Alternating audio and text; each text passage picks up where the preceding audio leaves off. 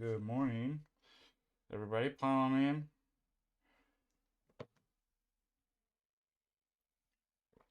Get your coffee.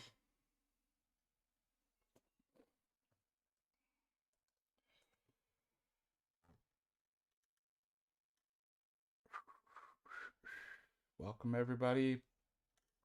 Thanks again for everybody in the last stream who chipped in and sent in some super chats. Dave the Philippian, Justin Henley, Narissa Jones, and Dale the Seven. Thank you so much. I was gonna look for something real quick.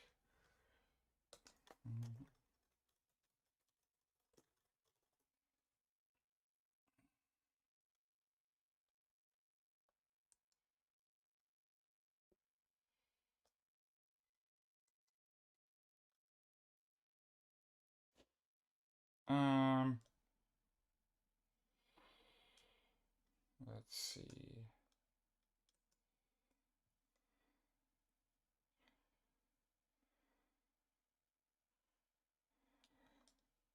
Is this it?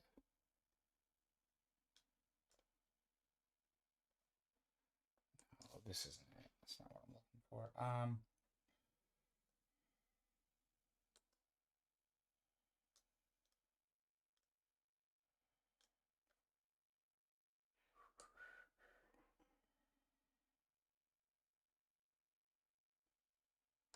Attachments. All right, piling in.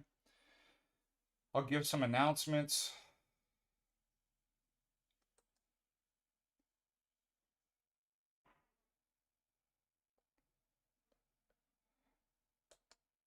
One second. What is this?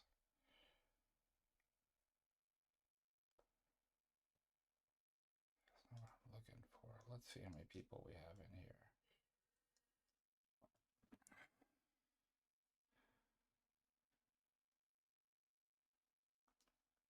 Okay, we got some questions in the chat. Let's just ask. Let's answer those. Let's ask the questions, then answer.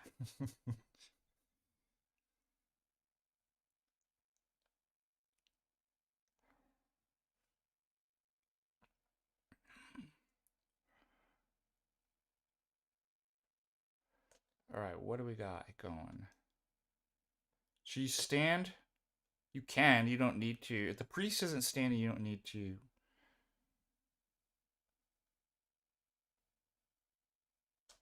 I mean, obviously, it's a little bit different. We're doing it online. First of all, there's no huge prohibitions on praying anywhere in any way.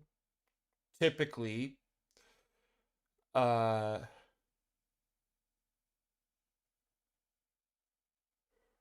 if you have your own kind of prayer time and stuff like that, yeah, like before the icons, um, but there's no kind of hard and fast rule that you have to do anything.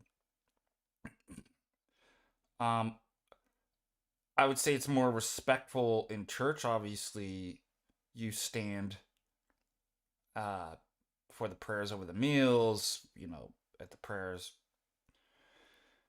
in the liturgy or something like that. But there's no prohibition when you're at home how you're supposed to pray. Uh,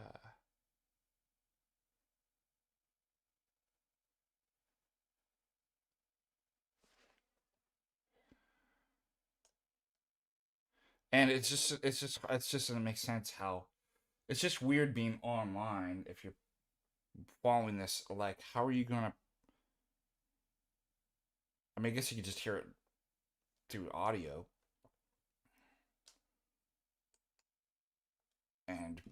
but it's not required. It's a little bit different. All right, let's see. Somebody sent in $5. Yes, snow cookies. Great question. Yeah, I'm gonna announce that right now. Today is the last day to get the Canvas deal. And there are going to be office hours at 6 p.m. Mountain Standard Time tonight. So if you sign up today and you get the deal, tomorrow I'm shutting the deal off. So you won't be able to get the deal no matter how much you ask, oh, I missed it. Today's the last day. That's why I put it up for, you know, since, for what was it? A little over a week for people to avail of the deal. Now, of course, as I expected, people are purchasing at the last minute. Maybe they needed to. That's fine. Maybe they needed to kind of discuss with their family and stuff like that. Zapper, wow, your arguments have pretty much completely convinced my friend of orthodoxy. Oh, so by the way, let me put in God bless, glory to God, not me, but glory to God.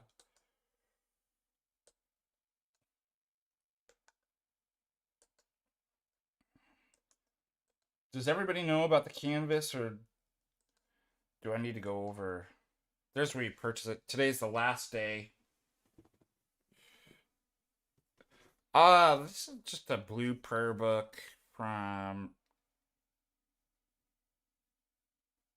New Veratic Publishing. I think it's Colorado. Holy Protection Monastery. Father Julian uses this one too. I mean,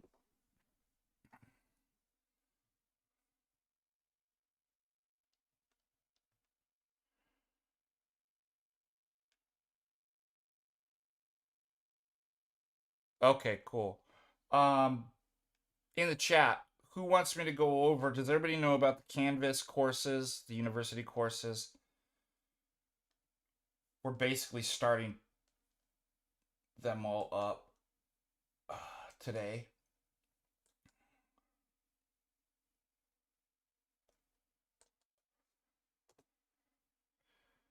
But the deal, this amazing deal, ends today. That's been up for a week. What is going on with this thing?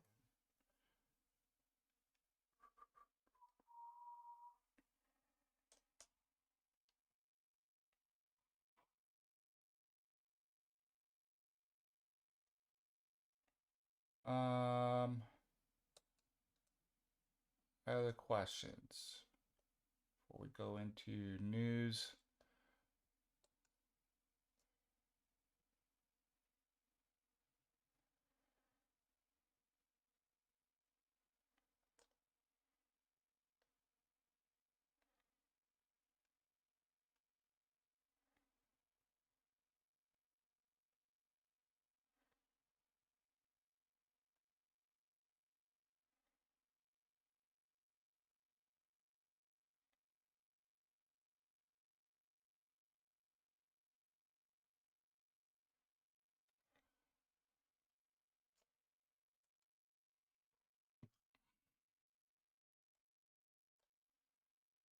There was something else I was going to bring up, and I can't remember.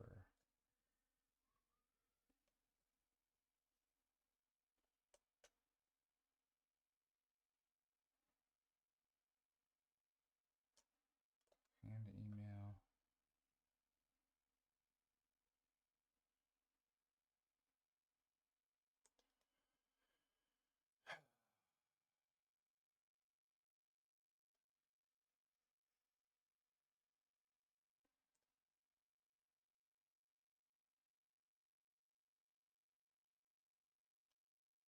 Oh, can't find it. All right. I'll deal with that later.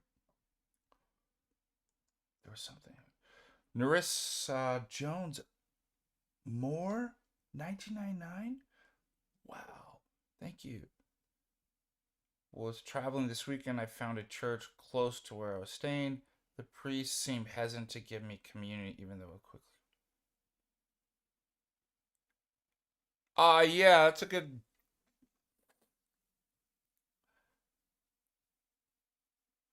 Clergy can be like that if they don't know you. Um,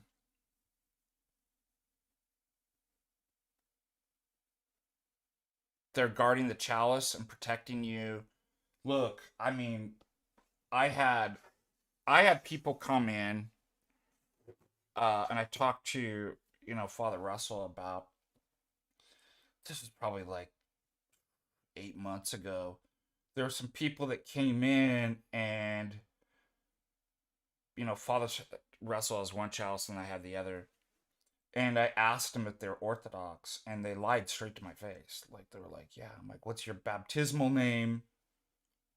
And they lied, only to find out that they had lied after it coffee hour. They were actually saying it was the first time they've ever been in an Orthodox church, and and I'm like, I cannot believe I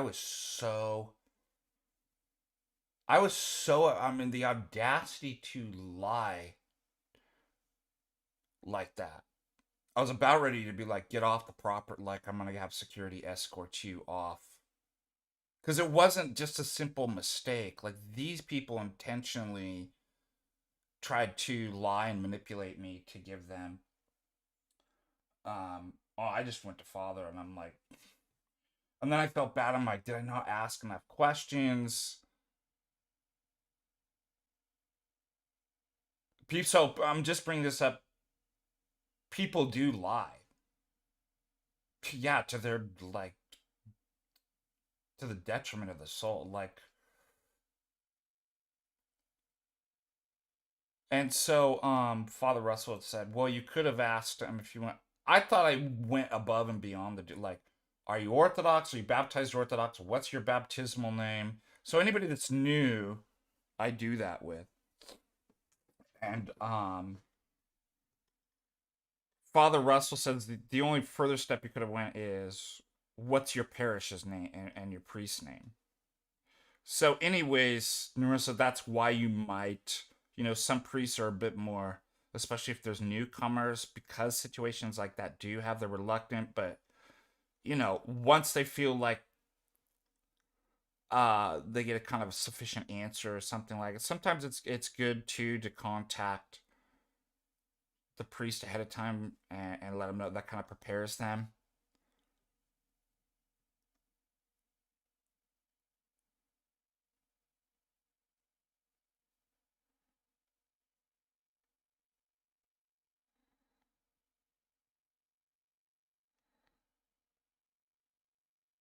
Yeah, that's probably why he communed you. You give the parish name, because somebody faking it isn't gonna, unless they like come up with just like St. John's or something like that. Oh, Father Ron, Father bless. Yeah, thanks, Father. I felt so, like,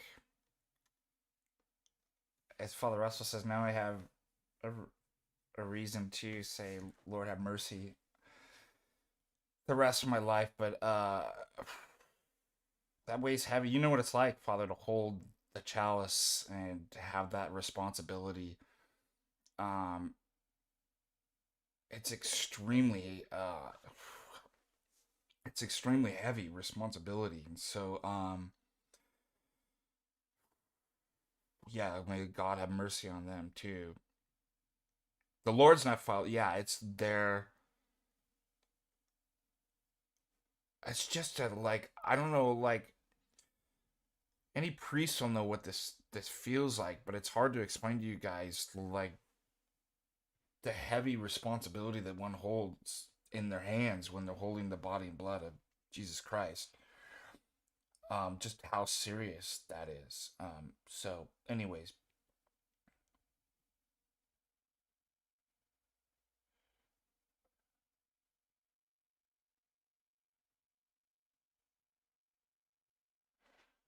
what else was I gonna bring up?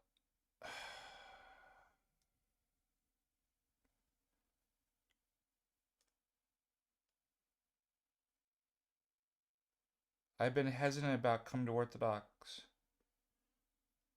rooms. What's an Orthodox room?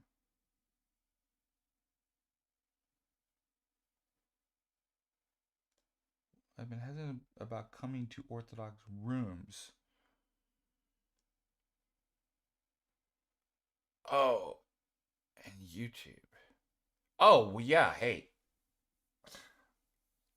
ain't that the truth? Internet's really difficult because there's imposters. I mean, how many times I mean, I just saw that we had to post something in our Discord about imposters.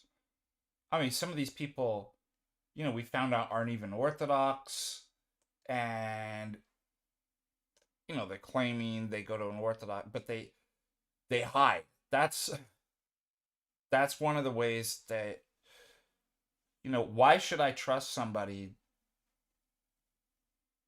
that's anonymous and hiding and won't tell me, who's pretending to teach and represent the Orthodox Church? I could just,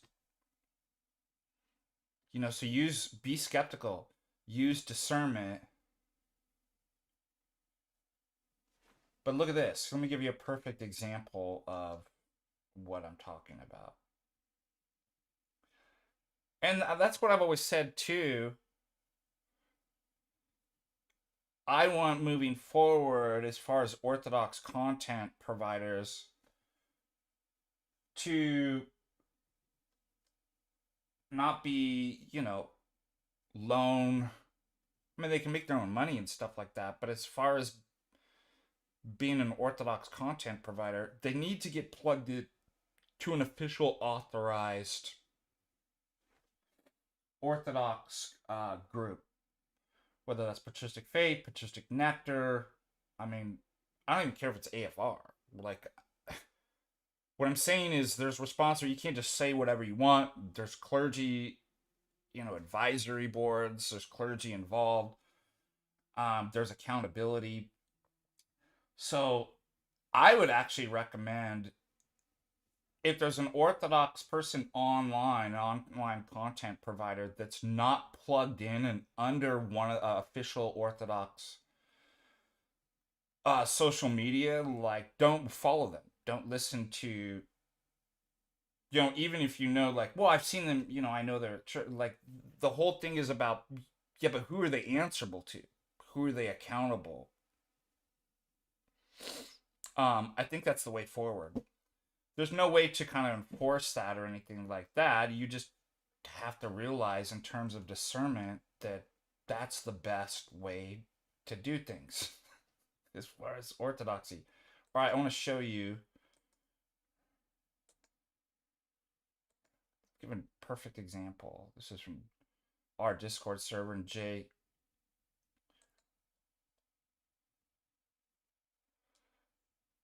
And what's so funny, I'm maybe going to mention some of these other names, but there's another person out there that we found out's literally a teenager, and people were following and getting their in bad theology. Well, here's another example.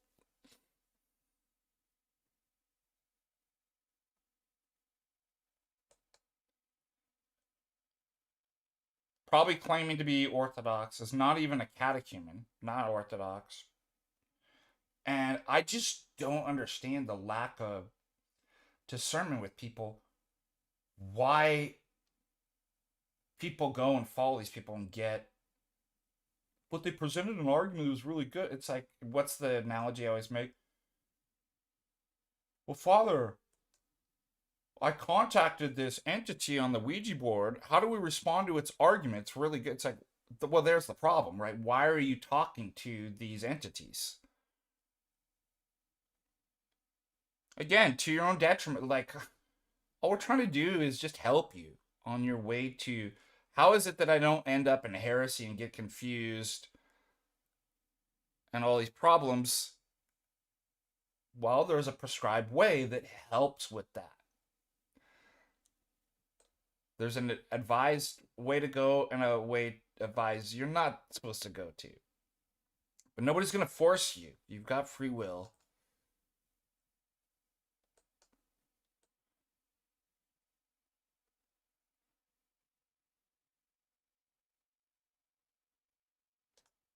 Yeah, the roots of orthodoxy thing was, and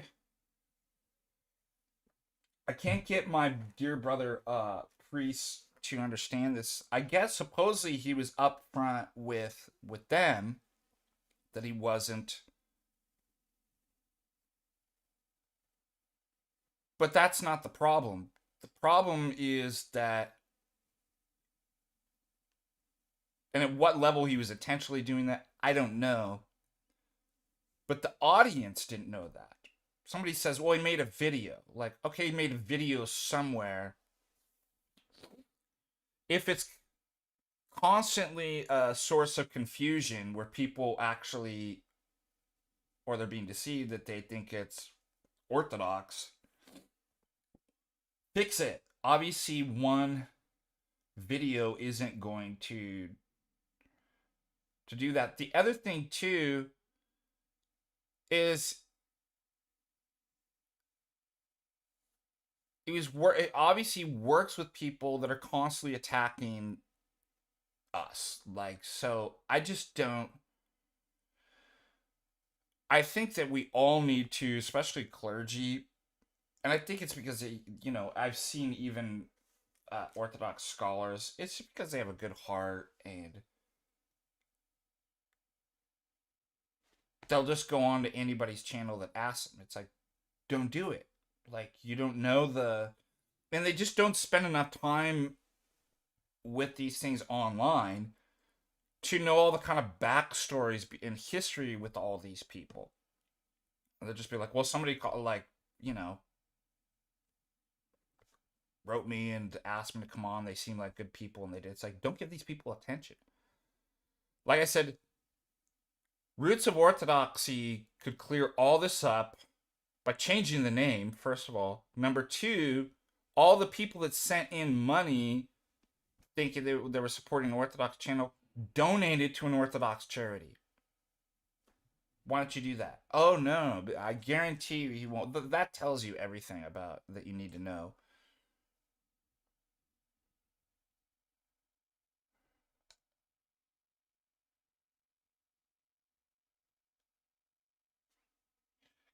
Contemporary Compendium, $5. Can you explain why Orthodoxy allows babies to take communion and Roman Catholicism doesn't?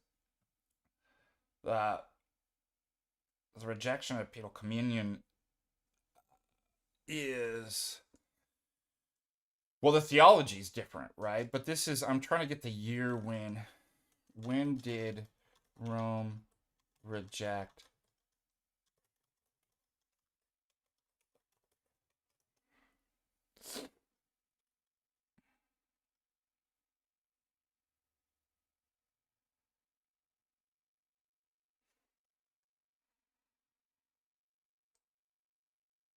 Oh, it's lit. Yeah,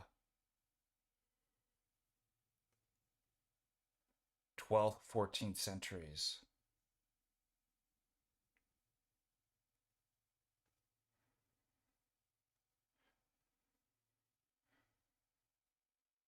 Then the Council of Trent defines, dogmatizes it.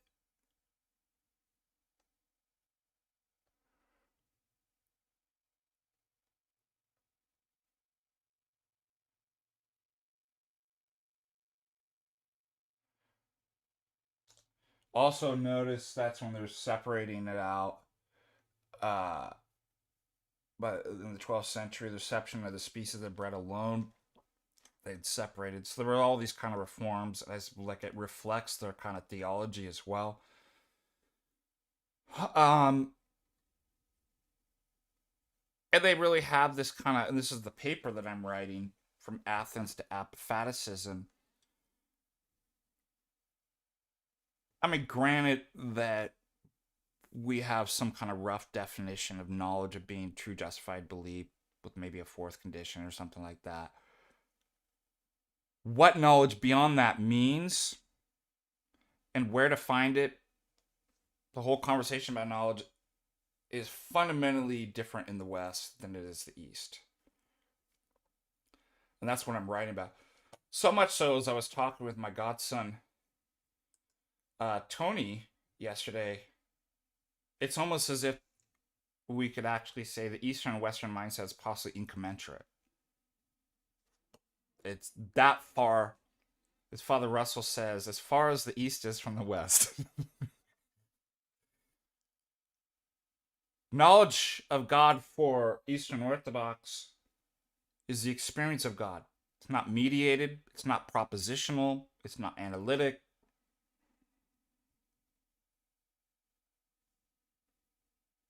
In the West, it is. and as my godson and I were talking about, did I say my godfather? It's my godson. My godson Tony and I were talking yesterday. Um, in part, that's to do with different anthropology. And I like Dr. Nathan Jacobs. I just used like an orthodox hylomorphism. I think Dr. Nathan Jacobs uses pneumatic hylomorphism is what we name the kind of anthropology body soul, not substance dualism, but pneumatic hylomorphism. Because I actually don't like using the tripartite because the noetic faculty is not a third part. It's the deepest part and the most intimate, essential power of the rational soul. But it's not a separate part from the rational soul. It's not like you have a soul, a body, and a nous. Like, that's not what.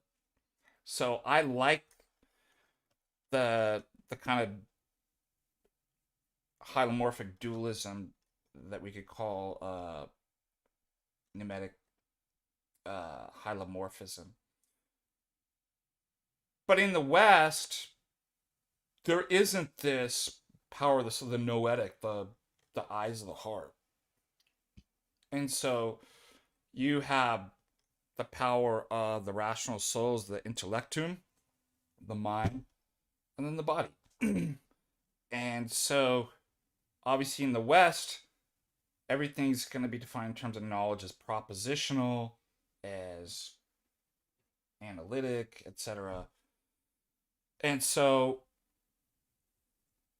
this is what I think plays out in Roman Catholicism in terms of you have to have a rational, intellectual understanding and approaching communion, where we'd say no. Like,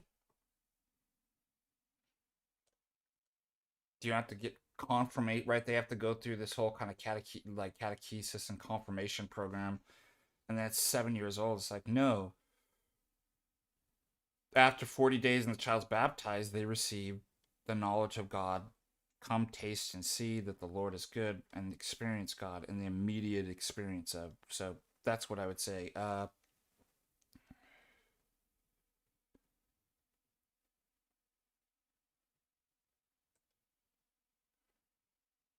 Thank you, Contemporary Compendium.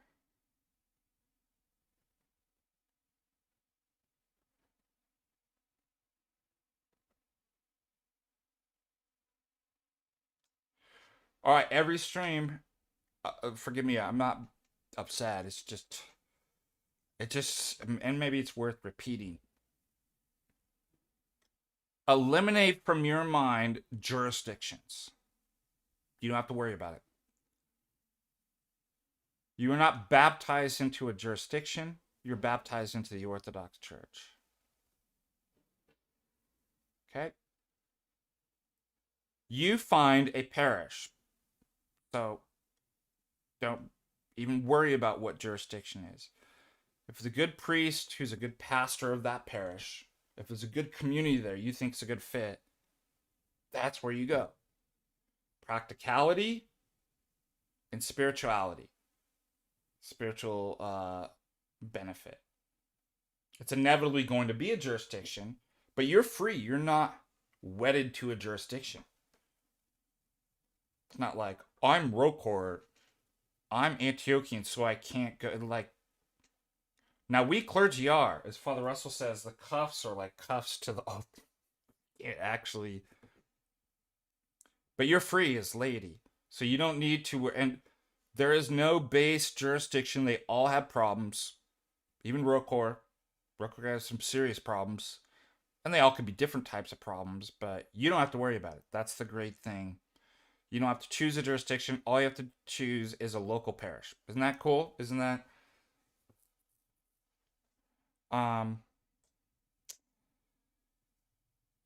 Freeing. But this question comes up every day. We have to. I think it's just the nature of to, I don't know what the word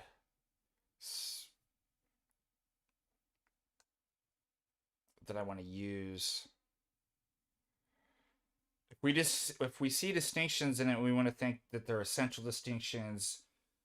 I guess it's part of the kind of Western dialectical either or fallacy that I'm either this or I'm that, and I've got to if there's distinctions in something, it means there's no unity, and so I have to choose this. You're eating peanut butter and jelly sandwiches today, or hamburgers, right?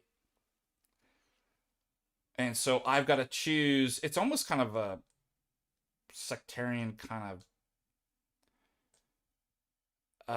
denominationalist kind of. There is no denominations or sects in the Orthodox Church. There's just the Orthodox Church. Administratively, there's distinctions. That's the way it's got. You don't have to worry about that.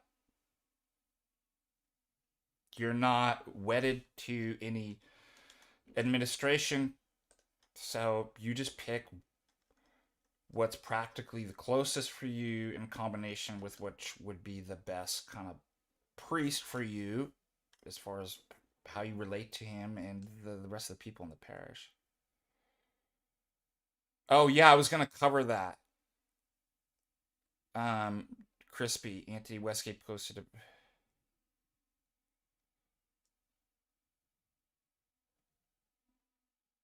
Oh yeah, that always happens, and they're like, so I've got a special move that I do for the infants. So um I have the mother or the godparent switch the baby's head over to here. So if suppose suppose I'm not actually serving the chalice, I'm holding this is what I would do. So the priest is let's say holding the chalice like this, and the head of the infant's over here. I take the cloth over and hold the head like that, so they can't. And then I hold the cloth over their hands because their hands are gonna do like this and knock. I know canvas is down. They're having um. It says we're currently waiting for full recovery due to an AWS incident. So apologize. That won't affect office hours because we're on a Zoom, but uh, yeah, I saw that. I went to basically add somebody who'd purchased the course to the course, and I saw that's down. So hopefully they get resolved today. But I will send, if you purchase the courses, you're still added. I'll send you an email confirmation. Get what courses you want, and then I'll send you the Zoom link for tonight. But thank you for.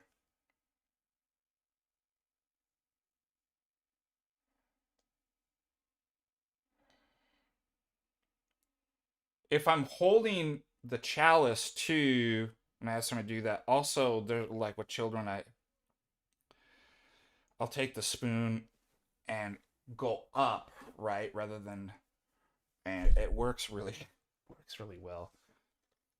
But yeah, there's always a child that's like just occasionally, not always, but you see it that they're just screaming and they won't hold still. It's like you try a couple times. If they don't, you just like. But I can see it really bothers the mother. They're like, take it. I'm like, it'll be fine. Okay, then let's try next week.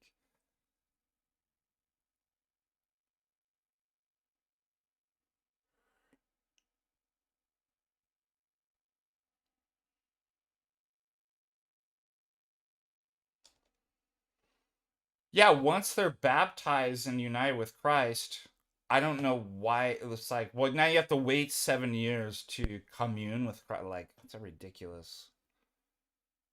But what can I say? Roman Catholicism's ridiculous.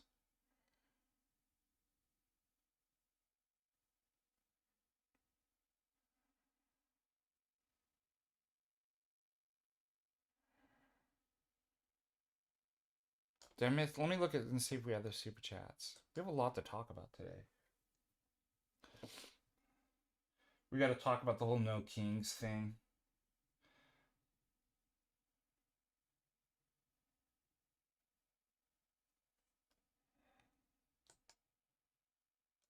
All right.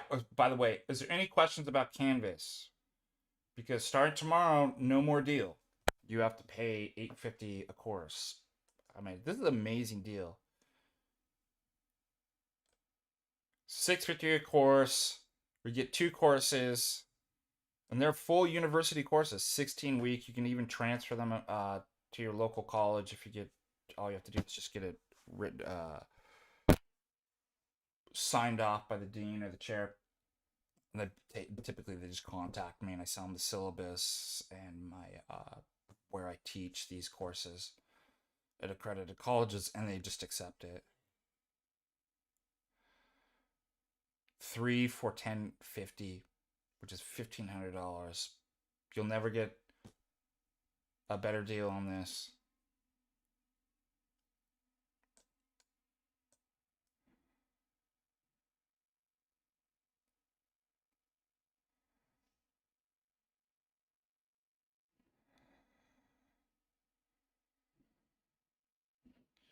And I love how I was talking to Chase about this, and it can happen on the right too. I don't want to just pick on liberals. And we live in a society in which, in time, in which everybody wants a soundbite answer. This is, I mean, the internet's kind of produced that. Now we have AI that just gives, you type it in, you don't think about these things, you don't research, you don't connect to everything. It's literally a behaviorist model. Input, nothing, no inner monologue, right? Just rule governed behavior, output, answer, and make it as, a bite size, condensed, memeable as possible. So I don't actually have to think about what that even means. We see this all the time in the Discord. People won't even take 3 minutes to think about a question. What's the answer to this? It's like, I'm not Chat GPT. Like, you don't come to me and just ask me a question and I spit out an answer. Why don't you think about for 5 minutes, maybe a day even? Wonder what Orthodox would say about it. I wonder what the answer would be.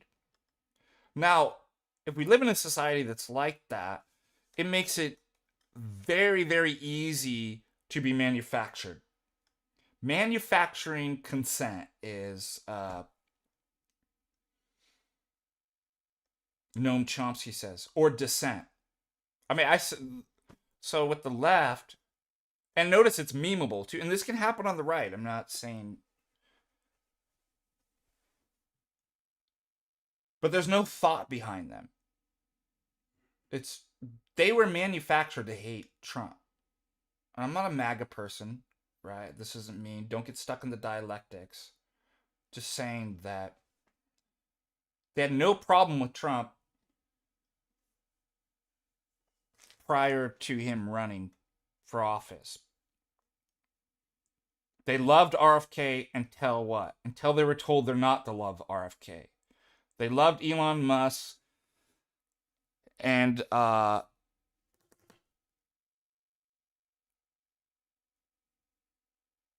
Teslas until they were told and programmed not to love it. That's what the NPC is. They're literally becoming less and less humans and more machines. You were told that. That's why when you ask me, like, what is it exactly? I just saw this, Charlie Kirk's a racist. You were told that. You didn't come up with that on your own. You didn't investigate. And it's a lie. It's taking things. I mean, it's exactly what, it's just, it really is hard, to have compassion and see somebody as actual made in the image of God. And I always do. But I'm saying when you look at somebody and they're dehuman, like they're a machine, like there's hardly anything human left in, like Tiberius Caesar said, men fit to be slaves. It's like, look at these people. Are these people vote?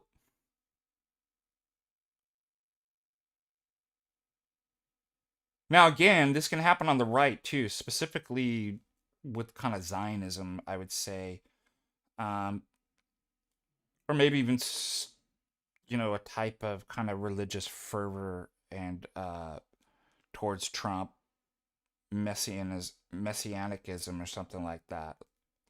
And by the way, I feel like saying this. I'm like, there are legitimate critiques of Trump's. You liberals don't have them. You're not making them. Right? Why? Because you actually haven't thought about through the issues. You've been programmed. You've been manufactured to dissent.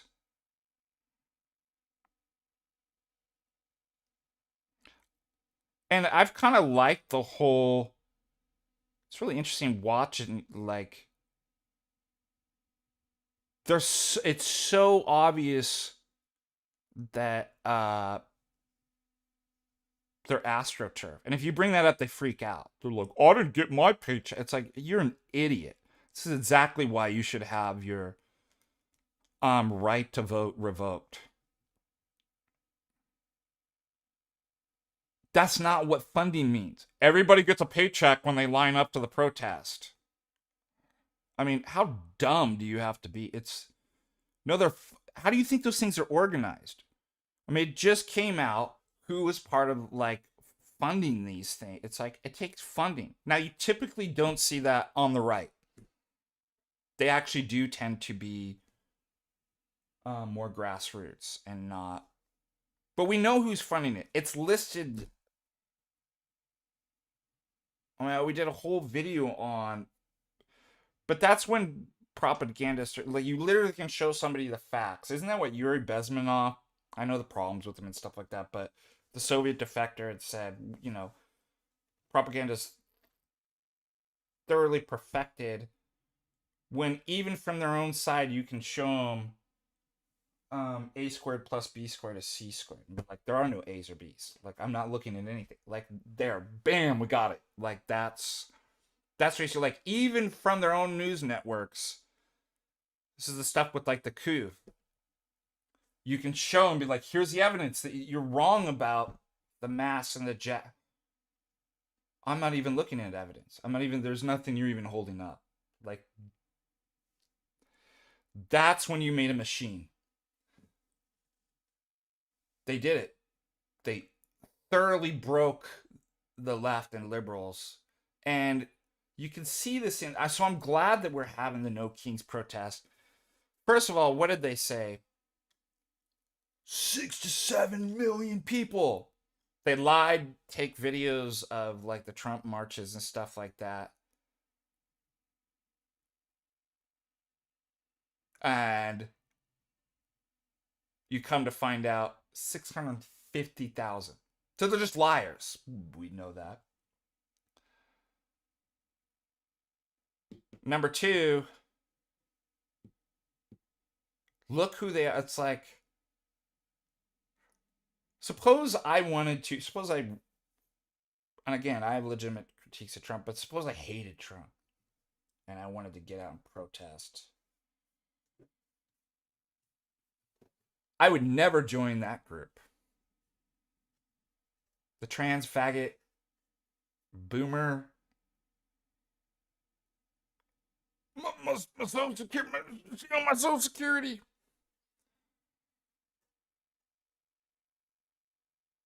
Why would you ever march with those goblins and do anything with them? I don't even care if they line up on some position. I'm like, I'm not going there. It's a cesspool.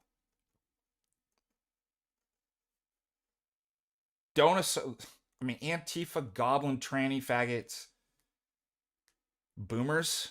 I mean, that was hilarious. Like, their total, like, a huge portion of it just boom. I'm like, that's the opposition, guys. Uh-oh. So good. I'm glad they got out. I'm glad everybody could see. And the news networks were just totally using this. And it's so stupid. They're like, the threat to our democracy. Good. I hate democracy. I mean, somebody tried to actually get me, like, years back fired from my job because I said I don't agree with democracy. I'm like, it's literally the dumbest form of government. Every single Western um, thinker in Western civilization has thought that. Like, literally the worst form of government.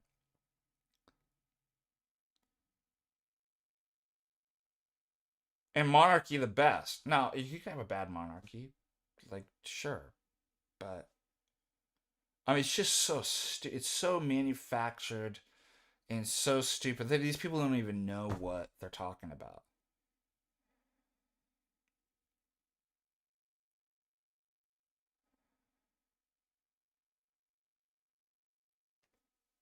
Yeah, only if we did have a king. Anyway, so I took all this and I turned it into something very orthodox. And just think about how antichrist that is to say no kings. It's just like the pride stuff. Like, it's there. They're putting it in your face. And you want to go march with these idiots? These antichrist demoncrats?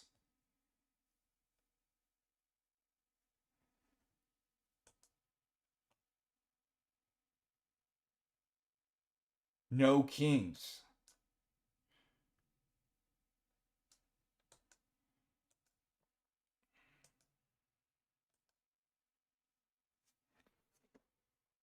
The only form of government ever sanctioned and blessed by the Orthodox Church. They're basically telling you, I'm the opposite of that. I am anti Orthodox. And if you're Orthodox joining in with these goblin demons, democrats, like, what is the matter with you? Yes, kings. That's what I say. And so I just posted this. St. Constantine, king.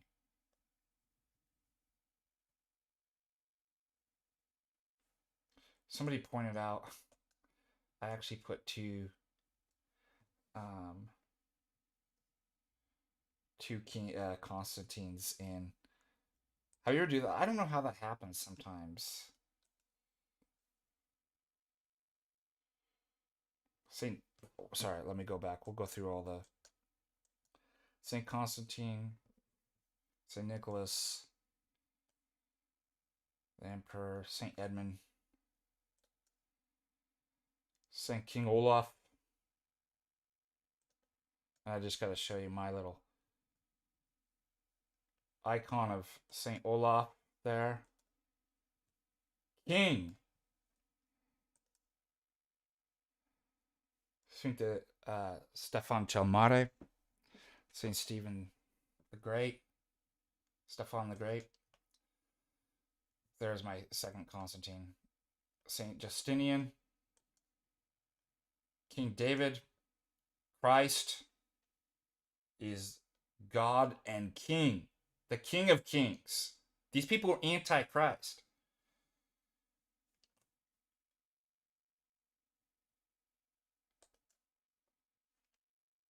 And we could add a lot more. People put, their favorites in here too.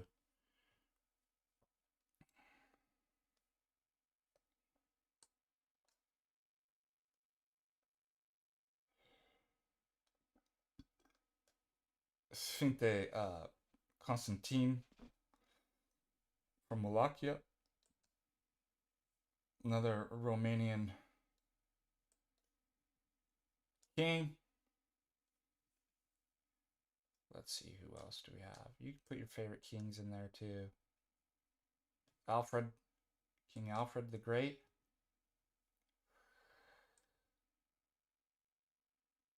King Istvan.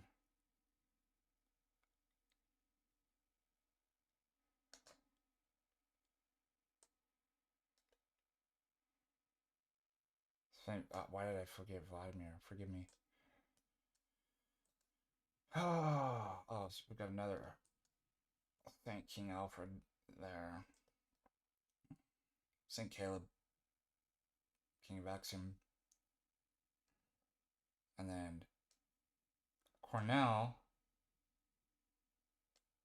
What's this guy saying? Let's see what he says. I bet it's something about kings. Let's see.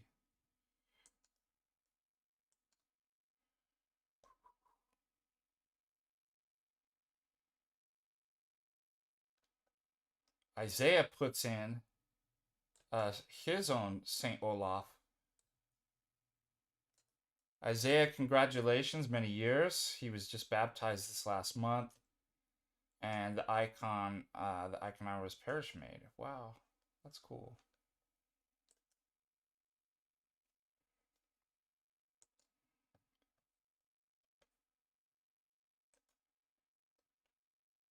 All right, camera.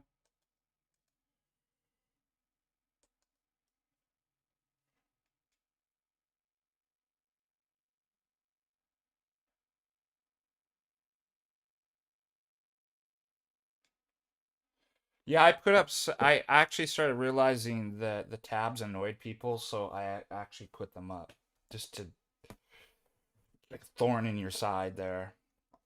That's why I do it. One of the reasons.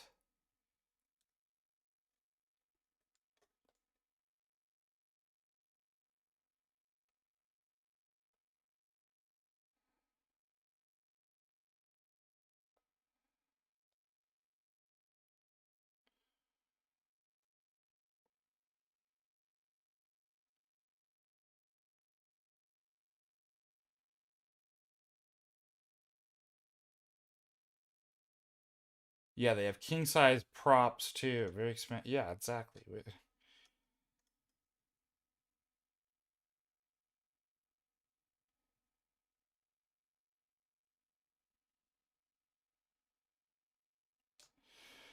Oh, Theocracy enjoy a great question. Father, I made a single worded comment calling something embarrassing and 303 orthos. Oh, the pearl clutchers.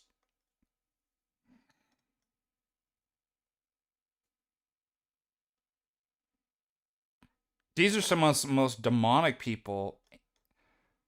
Demons masquerading as what? Angels of light.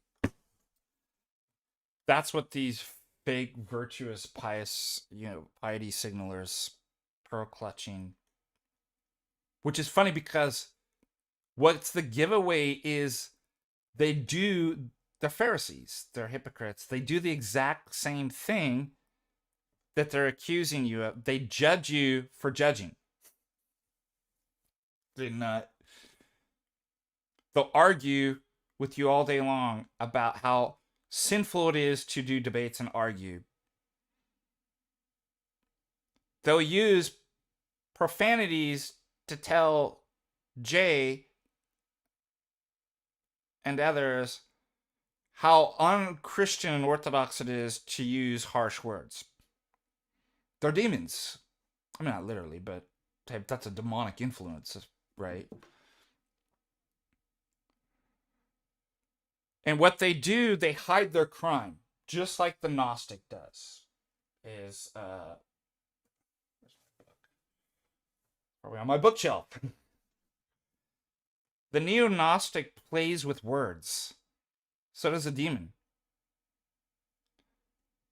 Right? They change. There's kind of a sorcery, right? Fallacies itself is a type of sorcery, presenting a bad argument as if it were good. Now, how do you do that? You have to jump between this wordplay, right? Play on the meaning of words, equivocate, right? Hide the crime that you're actually doing by doing what? Oh, it's so not. Would Christ ever say retarded? I can see you. I can see you. And what's behind your smoke and mirrors.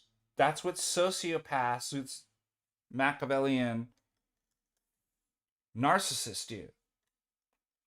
Can't hide. I've seen enough of it. I can see you spot right through the con. And there's clues and giveaways to the wordplay on the judging doesn't Depends on what the word judgment means. We're called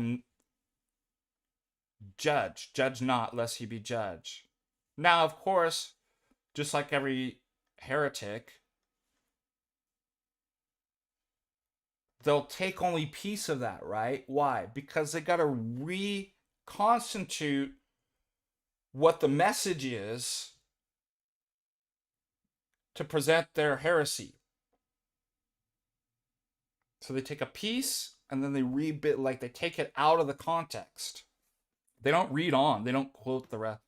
For inasmuch as you judge, you'll be judged in the same way. They don't look at the other verses that say, judge righteously. And what they typically do is they take this absolutism. That words and rules mean the same thing everywhere at all places in the same degree, and there's no nuance to stuff. They commit the fallacy of accident. So notice, like, oh, just like the iconoclast, any image is wrong. It's an absolute statement on all images. Call no man father is an absolute statement on ever using they're the same. Do you see? It's the same kind of mindset when they're like never judge. It's like, yeah, but you missed like all the other verses said to judge righteously.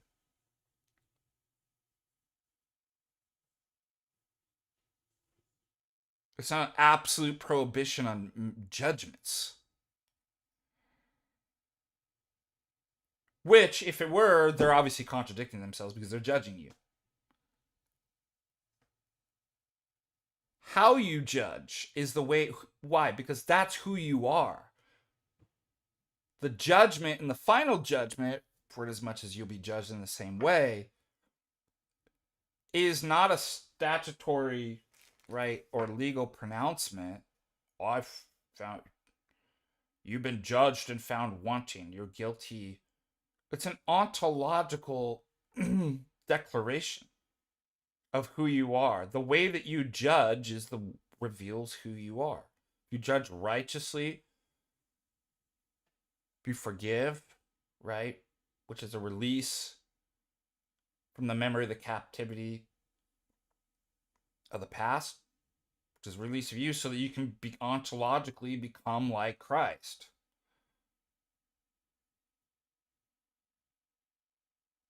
Typically, judgment also means and taking the position of God, and like, for example, where it says, call no man fool. They have to call man no fathers, call man no roca. But the fathers call people fools all the time. Well, guess what? Words mean different things in different contexts. Fool in that sense is to make a judgment about one's salvation. So we could apply that, right? To put yourself in a position of God. So that's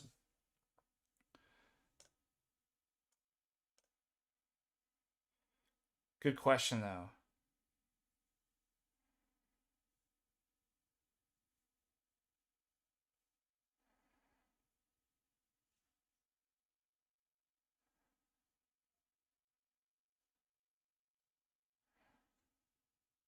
The other thing too about the No Kings protest, it'd be awesome if we had control of our media and be like, just don't cover it.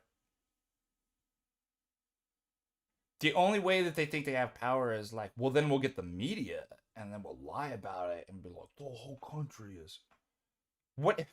And first of all, what do you think? You're not going to remove them from office.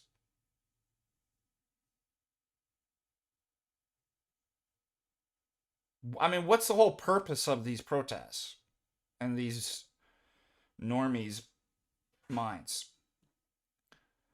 I think that they think we're part of something. You're a boomer living in the 60s. Like, yeah, protest, man. We're part of. We're just waking up, man. Sticking it to the man. congratulations, your protest was manufactured. Your whole LSD, psychedelic, counter-revolution was sponsored by the CIA, is Timothy Leary. Congratulations. Your rock bands, all manufactured. You are raging with the machine, not against the machine. Your tools, like your slaves. And I'm glad you're out there so everybody can see what morons and idiots you are. And how naive. Look at them. We're part of something that's not going to do anything. I mean, it's a type of intoxication, right, that they're going through that keeps them enslaved. When you have these feelings, whoa, there's a real movement that was just manufactured. AstroTurf manufactured. Ain't gonna remove them. You can't. Like, you have to deal with this. All you're gonna do, too, you got the people who are already on your side. They'll be like, yeah, we're part of something that's not gonna do anything. But then, all you're doing is just pissing people off and being like, you are goblins and tools and normies. You're just turning people. It's like when these people block, like, do illegal protests on freeways. And like, yeah, that's a way to win people over. Block the freeway, burn down their buildings. That's a way to, like, I mean, just see how demonic and irrational all this stuff is. Well, I'm glad it's happening so people can see it.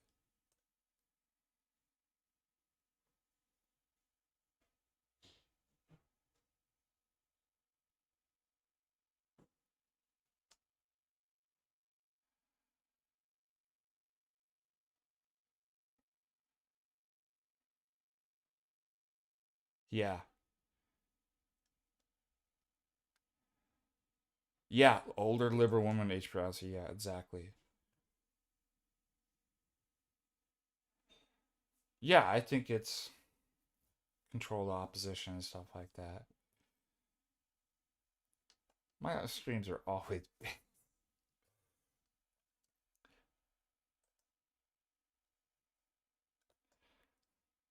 again, there are legitimate critiques of Trump. They're just not coming from liberals in the left.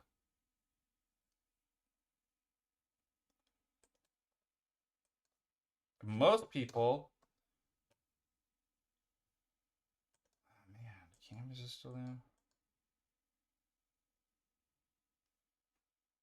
Most of the critiques is exactly what people voted for.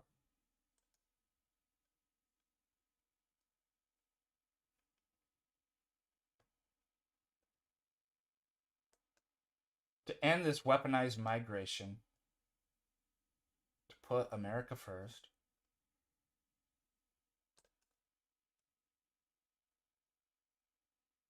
to get the invaders out,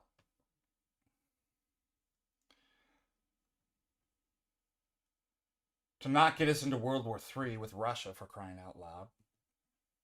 I mean, who cares if Trump's a moral, like nobody's voting for. I mean, try to be, if you're on the other side, if you're in the middle, just try to be sympathetic. Like,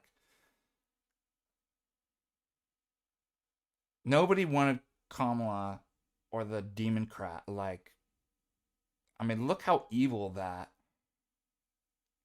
party platform is. And keep in mind, too, they are the party,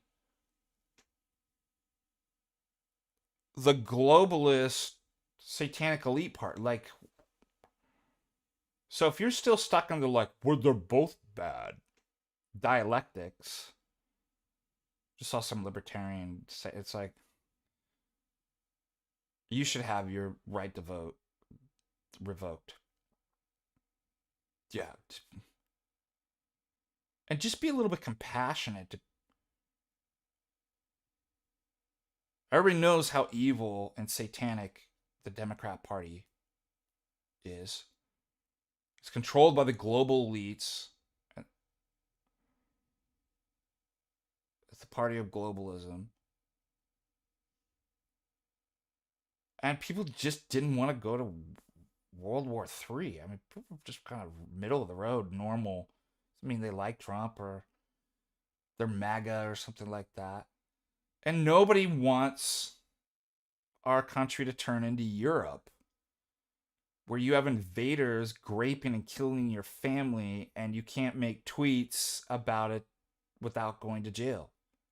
Is that so hard for you normie ortho norms to understand? Like, have some compassion.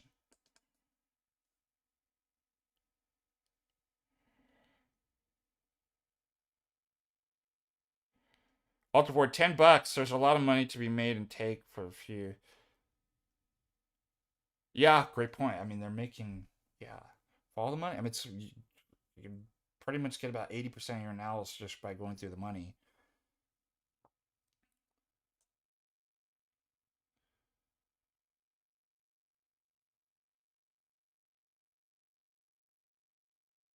Yeah, it's all teachers and nurses.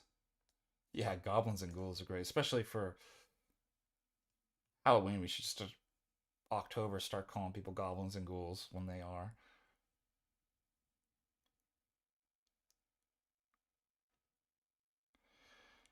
Yeah, the EU, NATO wants to go to war. I get further into like why.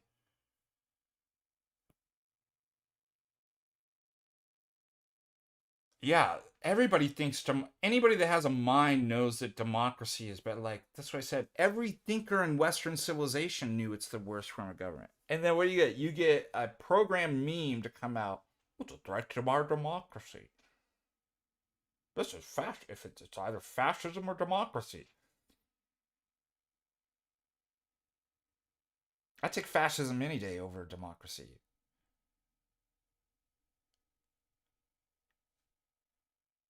I mean, there's great critiques. There's only one thinker that ever promoted democracy in the history of Western civilization, and that was Rousseau. And he basically said only on a village level where you knew.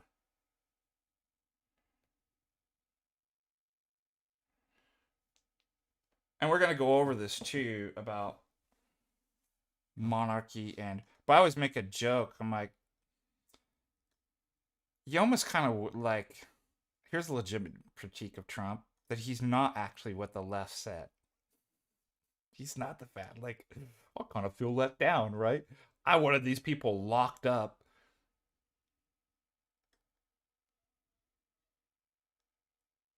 right? And everything that they said, it's like, I feel let down. I'm halfway joking. Say that to a leftoid, though. Be like, you're right. Trump's an idiot. I really wish he was the fascist dictator that and see you guys into work camps. But that didn't happen. They'll be like,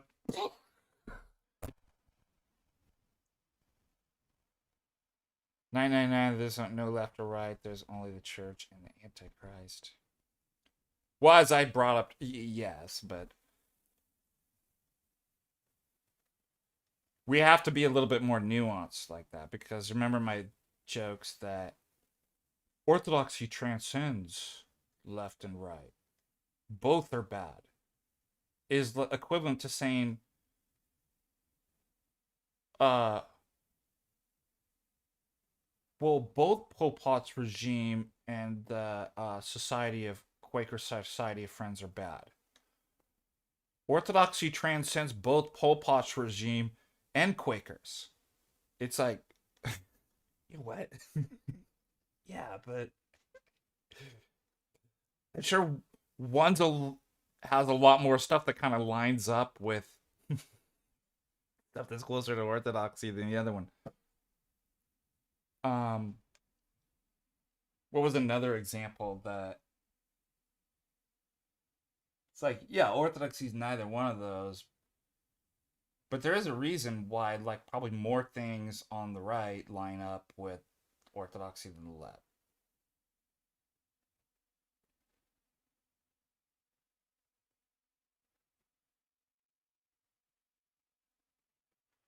But Burger King and methamphetamines are bad.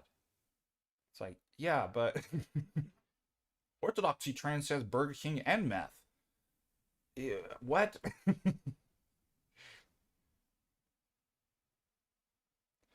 Also, it can be kind of misleading to think that there isn't some sort of kind of civic duty at some level for Orthodox Christians to be involved, at least at the local level, in politics. Well, I'm not of this world. It's kind of a Gnostic. I also think it may come out of kind of Protestant, kind of Lutheran two kingdoms as well.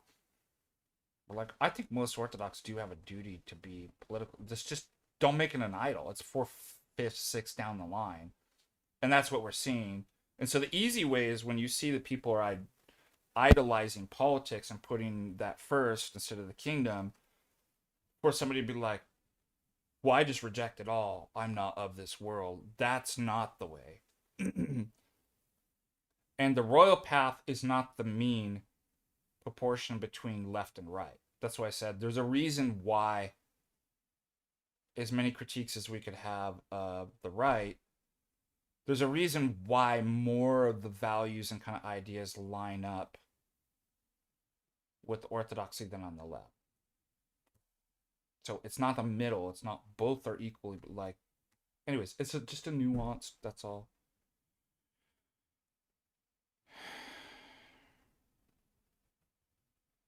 Um.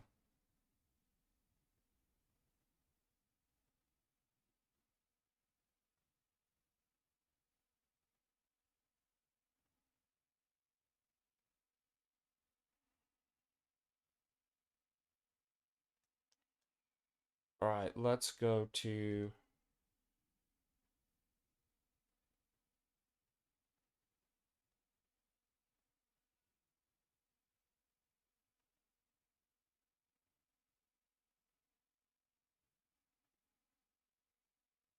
I'm looking at your questions. Sorry, or comments. Questions and comments.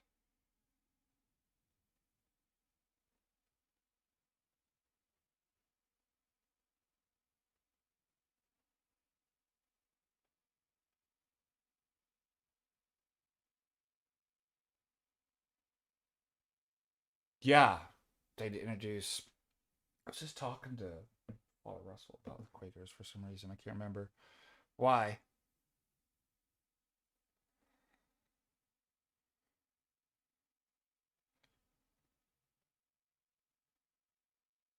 Yeah, there's some give it. Holy moly.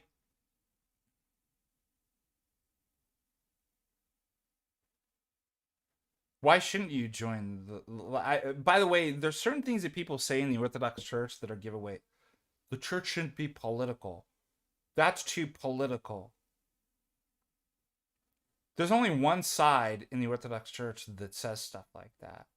Notice that conservatives tend not to be like, that's political and shouldn't be brought into the.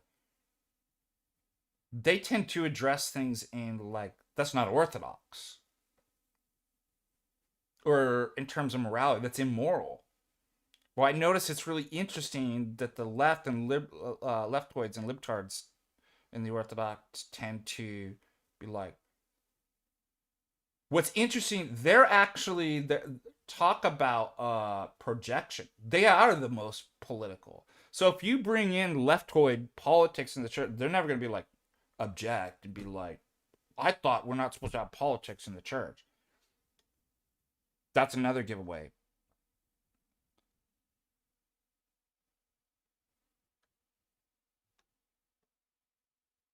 Um,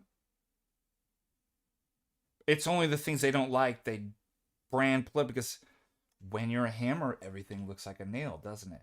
That's political. Who said like? Do you know that how many saints were actually involved in politics and the church has been involved? Again, it doesn't mean you're wedded to, or your priest should be like you have to vote for this candidate or something like that. But like this is just a made up retarded thing. Like, politics doesn't belong in the church. It's like, and you just make up your mind and just like, no, that's politics won't inevitably be intertwined with issues in the church that need to be common. Like, and you don't get, especially as laity, to determine what's allowed in the church and what's not. So, but going back to your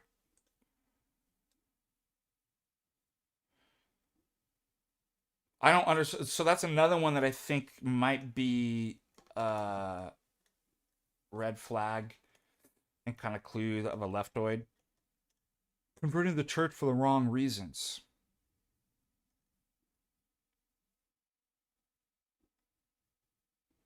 God works in, I mean, get them in, right? Who cares about? Yeah, I'm sure there's more ideal ways of coming in the church, but like, he went to the hospital for the wrong reasons. I mean, think about that. Is he sick and dying? Yeah. Is he in the hospital getting treated? Yes. Good. Why are you throwing a fit? Because he thought he was going to the grocery store and ended up in the hospital, but he was sick and dying. Like, I mean, what a weird. Great, they're in the place where they're going to get healed. I mean, isn't it weird? I mean, people convert because of the Greek and Serb and Romanian fest because, like, my God, this food is so good. I like this culture and food. Oh, that's the wrong reason to convert. Don't come in here until you've figured it all out and get all the right reasons for converting because we don't want you and don't want you to be healed. I mean, what a stupid.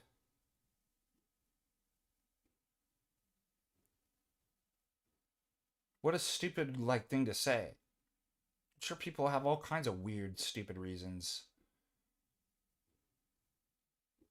But if Christ can reach you despite. I mean, it's like somebody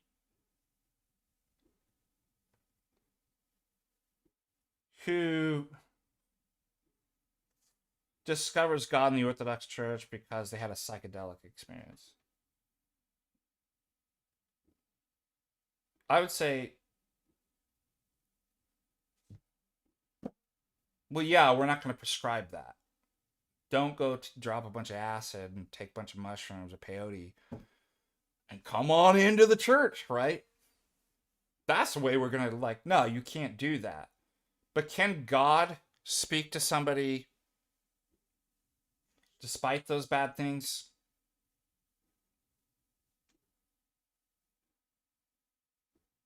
Can't God use what men intended for evil, God intends for good, as scripture says? And what is this person saying? We don't want you. And that's really what they're saying because there is a reason. There's a reason why young men who are on the right and conservatives are coming into the Orthodox Church. That's why I said there's more things on the right that line up with orthodoxy than, so that's what they see.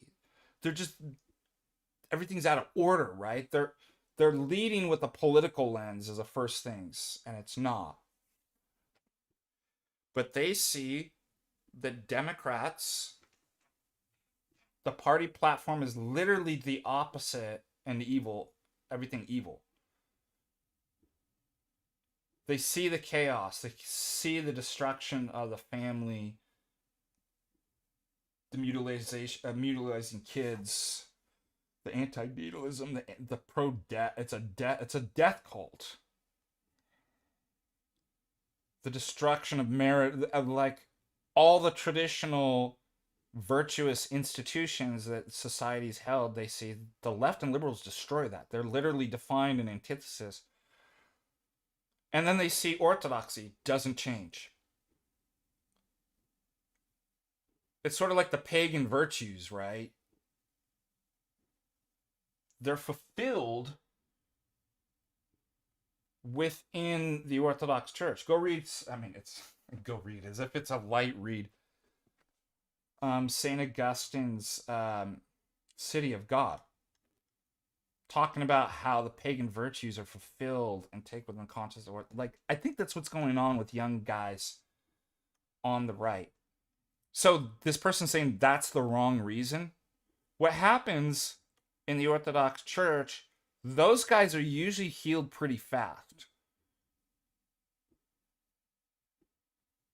They start to learn that what first things means and seek first the kingdom of God. And their idolization of politics dissolves and they begin to change. I don't see that with libtard leftoid Democrats. And why? Because at the bottom of it, they have a fundamental, right? I mean, think about just the generic kind of fundamental to conserve tradition mindset versus tradition and conservation is bad and we need to progress.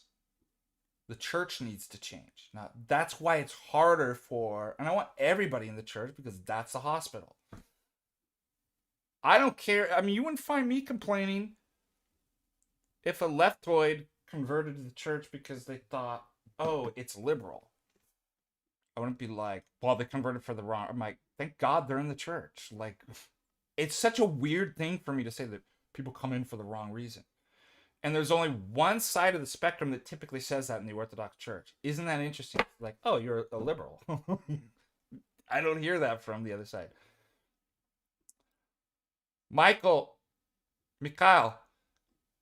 250 check. What is the proper way to ask Rokor to make jurisdiction in Czech Republic? Well, that's a hard question. Our bishops participate. Oh, I think I know. I think I know the answer. Oh, I know this one. Remember we like kid in school? Oh, me. I know it. All right, let's see.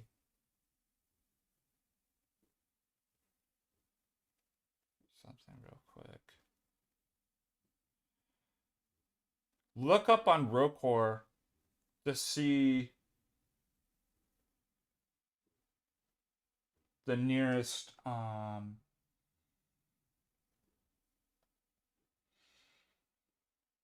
Rokor, like in what country. Do you not have, as I don't even know, is there a Rokor even in the Czech Republic?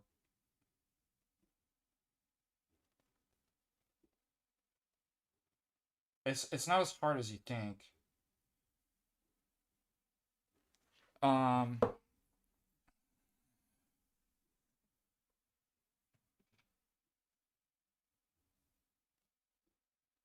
what you would do is you would get a group of people together from either a parish that you're in, and you would write a letter petitioning one of the bishops to start a parish or a mission parish in your town. It's easy as that. And you get more people do that.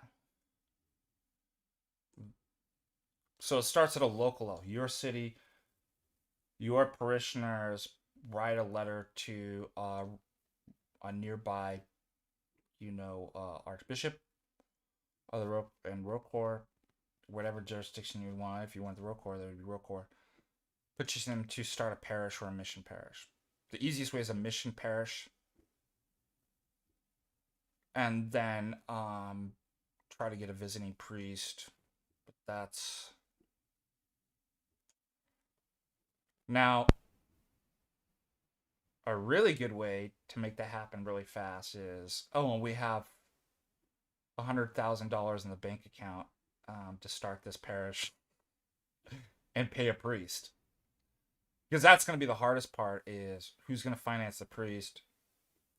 Why should the bishops start a mission parish that, and a lot of bishops will start a bishop parish even if there's no money, you don't have an account or something like. But I'm saying like it helps things along if like you have money for the parish and the parish needs and to pay the priest, because no bishop or priest is gonna be like, hey, do you want to go to this place where they can't actually pay you and there's no money and you're just gonna have to figure it out? Probably not.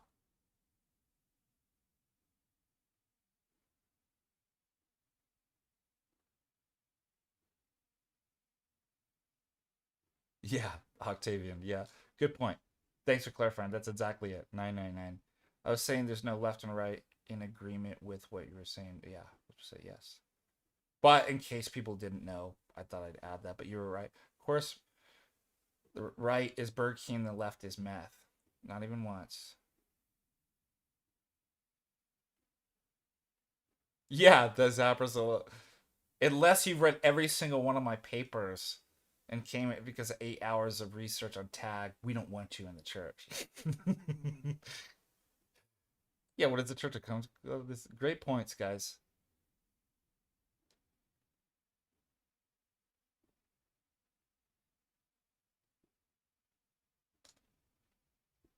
And there's keep in mind too,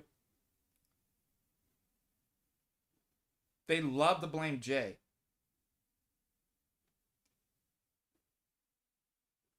I mean, I'm not even gonna release it. I have retrieved emails from clergy and bishops and chancellors, planned attacks to, right, to lie, to do all kinds of stuff to take down. That's just sitting. Like I mean, these these other priests never realize. Like my eyes and ears are everywhere. Like you don't know who I'm friends with. They there's people listening out there that you don't even know. That goes for laity too. I had some clergy, dear priest friends, like, how do you know that? I'm like, because my eyes and ears are everywhere. Like, I have people you don't even know about that are giving me. We have a Patristic Faith intelligence agency. So be careful. If you're clergy, be careful what you say. If you're lay, be careful what, like, we have agents everywhere. I have files of stuff just sitting, waiting to. And I have that. We intercepted emails from certain clergy, an organized attack to ruin Jay and others' reputation, to purposely lie. I found lies in the. Why? Because they're upset. HP Brossi is exactly what you said. These young men who are typically kind of on the right, who are rejecting the gamma, beta, soy, effeminate, who have more of aggressive. They need help. I totally get it. These clergy and these Orthodox hate these sorts of people. Why? Because they're not easily controlled. When you try to put your wokeism and effeminate stuff and control them and be like, you're to be a bootlicker and you obey.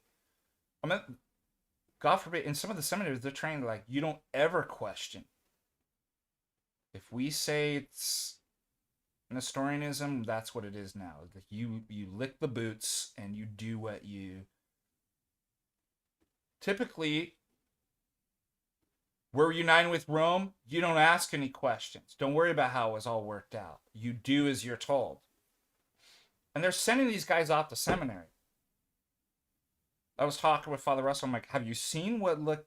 I know we have a clergy shortage, but have you seen the type of people that are in seminaries? These like they're neckbeard, gamma, beta males who are probably porn addicts, who have spent their entire lives in their mom's basement on video games. Like, that's the future. That's your future priest. Like, and these sorts of people love it.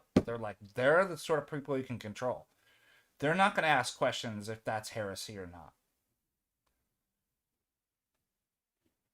And the beta test for this was the Kuf, right? That's what we're getting. So these young guys, the Z generation that don't want any of that's not like that, that, you know, at whatever level, and even if it's incorrect, how they see what masculinity and virtue and health is, even if they're mixed up, they see that that's wrong, right? They follow Jay and they're converting to orthodoxy for this reason. So they're the people like these people. So it's, notice, they're never saying it's the woke, it's the Democrats in the Orthodox Church who want women's ordination, Skittles, and progressivism and change all the things in the church and ecumenism. Those aren't the problem. It's these people, and it's Jay Dyer. Which tells you everything you need to know about.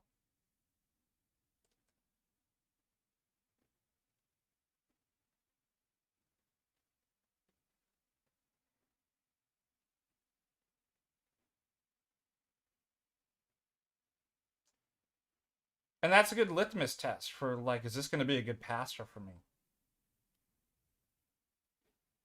Questions about ecumenism, Jay Dyer, Father Josiah Trenum, trying to think. Masons. Think about Masons. Feminism. Ask priests, do you think women should have the right to vote? In dinosaurs. In evolution. What are some other questions? Thomism. Roman Catholicism. Like, ask these questions. And what about debates? Like, ask, you'll get a pretty clear idea who the clergy, the priest, and pastor is going to be, and how they're going to run things. Great phrase, contemporary compendium. Orthodoxy, come for the food, stay for the Lord. Love it.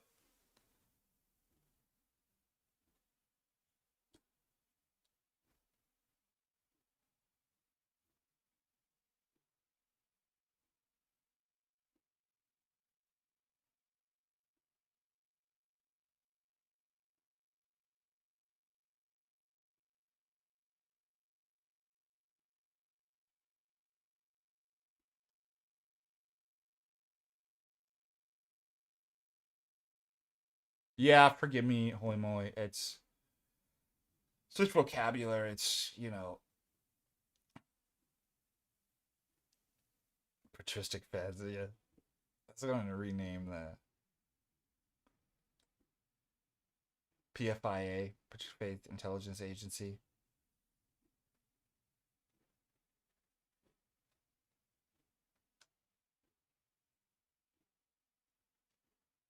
The unbaptized infants is they're in they haven't acquired the virtues, so they're not damned. We have that, like, is made clear. Um, they're in a place of kind of bliss, like a blessedness, but not theosis, because theosis requires the experience and the obtaining of virtues.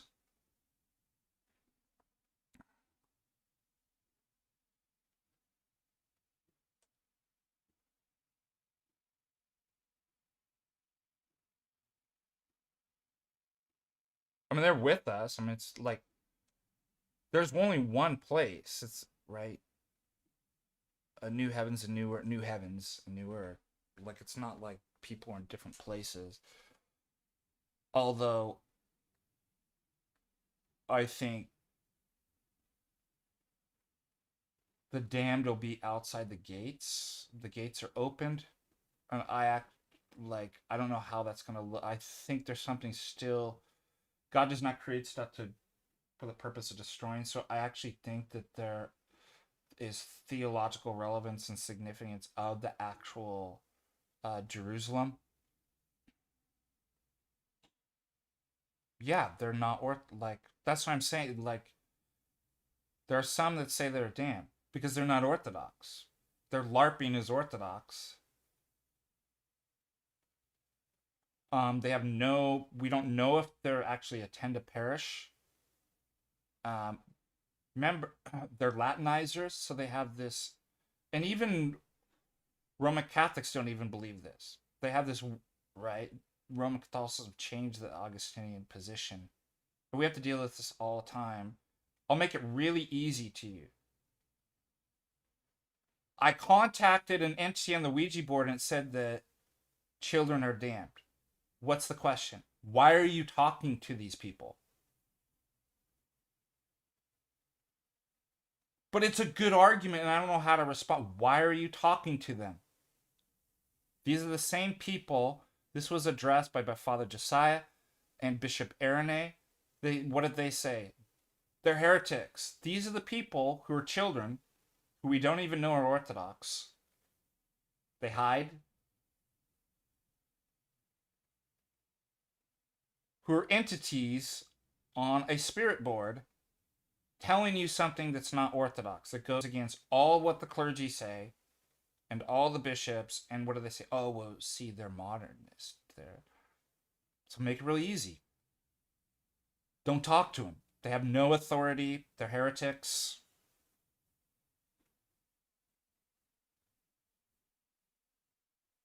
I don't even... So suppose one of my parishioners said, I'm Orthodox, and goes to a parish and says, I think it's perfectly fine to murder babies. And that Nestorius was right, blah, blah, blah.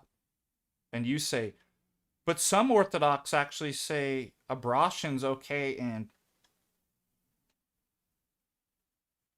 they're heretics, they're wrong. And notice what they do. These people, yeah, they try to defrock you. They try to, all they do, look at their fruits.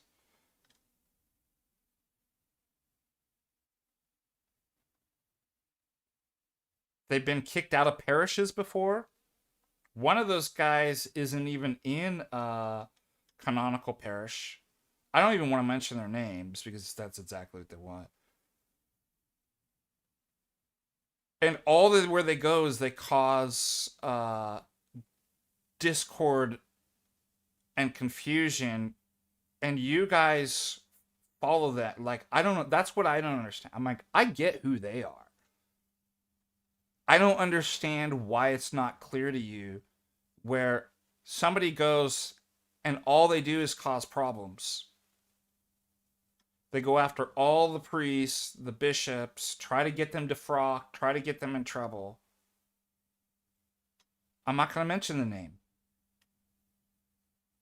It's a general principle, and you guys keep talking to them and listening and following, going on Reddit lies, and I can't help, like, I'm just trying to help you.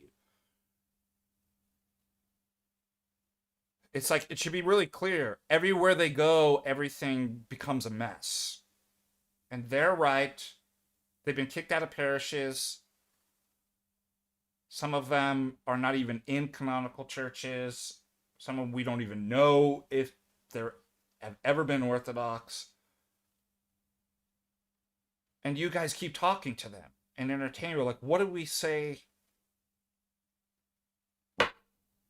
I'm trying to help you, and like, I can't force you to do anything, but I'm like, for your own benefit, spiritual benefit, and theological benefit, don't have anything to do with contentious men of the scriptures. Like, our faith is not an intellectual, but I'll have to reason out the argument and answer the spirit, the entity on the Ouija board. I have, like, that's not how we do things. Yeah, good. If you don't want, I'm giving you like advice. I can't force you to. I'm not your spiritual father. I'm just saying, if you want your life to go well spiritually and theologically, like, avoid these people. I just brought up on Discord, they had to make an announcement. You saw this, right? A reported teenager, not even a catechumen, people are getting their theology from. Look at this. And you guys keep going for it. And keep asking me questions about it. Then you want me to name them, which is exactly what the, like, what is the matter with you guys? I don't get it.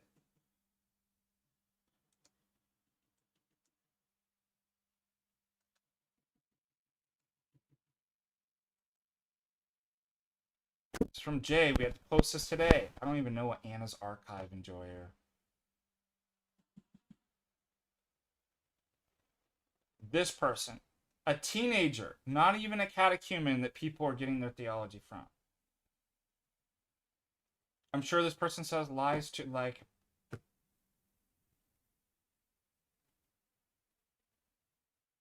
and what is it with the mindset that you think that we have to answer every liar and slander and person that gives some rando laity that gives some theological object, like, Mo, $10. Thank you for the stream this morning. I'm not Orthodox, but I soon hope you. Well, God bless you. Yeah. Let's pray for you. May the Lord keep you up on the path of truth and bring you into His one holy Catholic and Apostolic Church.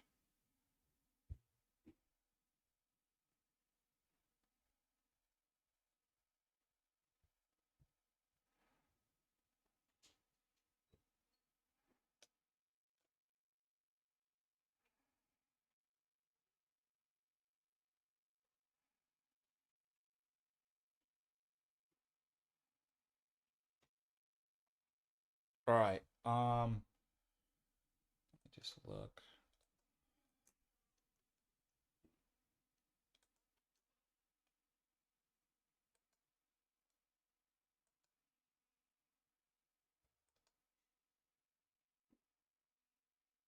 Okay, got another person signed up for the Canvas. Last day for the Canvas University courses. We're going to start with office hours. I know Canvas is having technical difficulties right now, so I can't add you in if you. It says it should be resolved. It's a server issue. It's the first time I've ever had that with Canvas, but oh,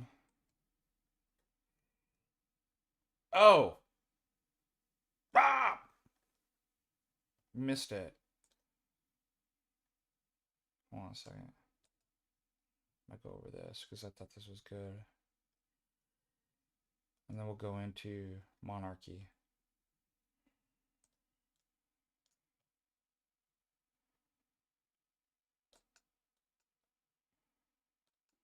I'm checking to see if we have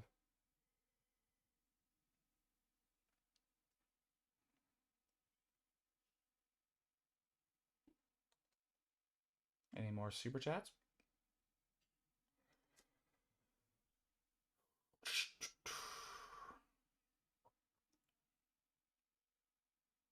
And then we'll go into theodicy.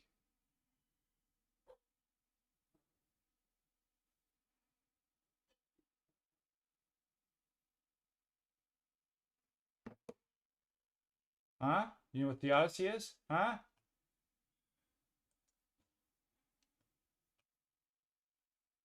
Yeah, man. Check it out. Crispy.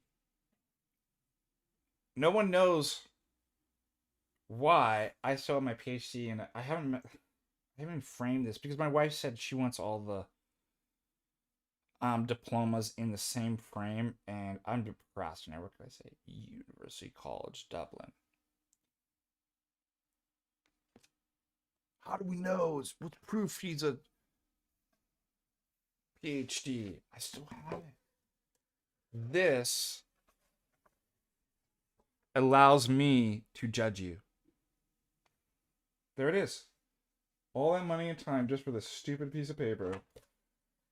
that says I'm allowed to judge. I make a joke because there's some girl I went to high school with. About a year ago, she jumped on my Facebook to lecture me about abortion.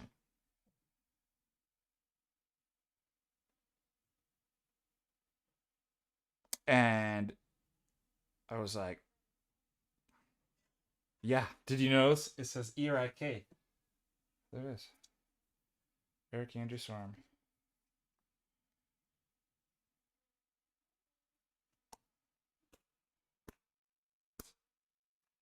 I said, oh, wow. You just decided to come on to. You just woke up this morning and be like, you know what? I think I'm going to go find some PhD in philosophy who's a professional debater, has never lost a debate, and argue with them. I might be wrong, but I'm like, it's like when Jordan Peterson did a debate with Isaac. I'm like, you're not going to win. What is the matter with you people? I told the bartender where I played bluegrass, the same. Somebody tried to argue with me, I'm like, what is the matter with these people? Do they not know? Like, yeah, I might be wrong, but you're not gonna win. It's not gonna be you who no self-awareness whatsoever. I know better. Like, I'm not gonna go into certain kind of departments and call out a professor that it's like they're gonna outdo me, even if I'm right about it. I just don't get it. Why people think. So I was like, congratulations, you've come to the right place. You want an intellectual beatdown? Here we go. So she just double downs and starts making fun of me. I knew when you were a snotty nosed kid. I'm like, that's a lie. That's a dang lie. I was never snotty nose. I might have been a lot of things, but runny snotty nose was not one of them. Just because you have all these degrees, she says, doesn't mean you get to judge me and women on murdering children. I'm like, that's exactly why I went to school. I mean, I'm calling University College Dublin back up. Hello, guys. I just found out from some leftoid I went to high school with that this degree that I got, spent 6 years getting and all that money, actually isn't worth anything, that I actually can't judge women for murdering children. Well, then why did I go to school? Hello? If this isn't if that's why I went to get a PhD. Is so I can judge people. And now I'm being told I can't. This is worthless. I want my money back.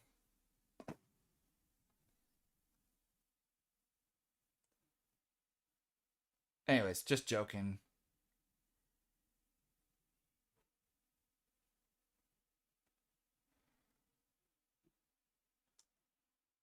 What does righteous mean in Orthodox? Correct. According to virtue, right, is if something's evil, you call it evil. You don't prejudge, like you make a judgment based on the evidence. We're like, no, everybody's bad. I just don't even need to. Like, that would be an unrighteous way of. If you make a judgment about one's salvation, that's an unrighteous judgment. Only God has. Like, those are all.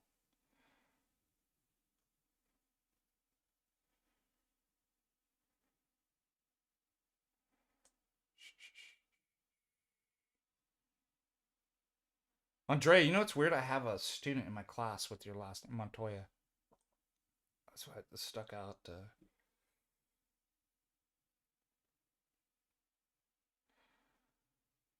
I don't know about Finnish universities, Jesus, so I couldn't really. I do know.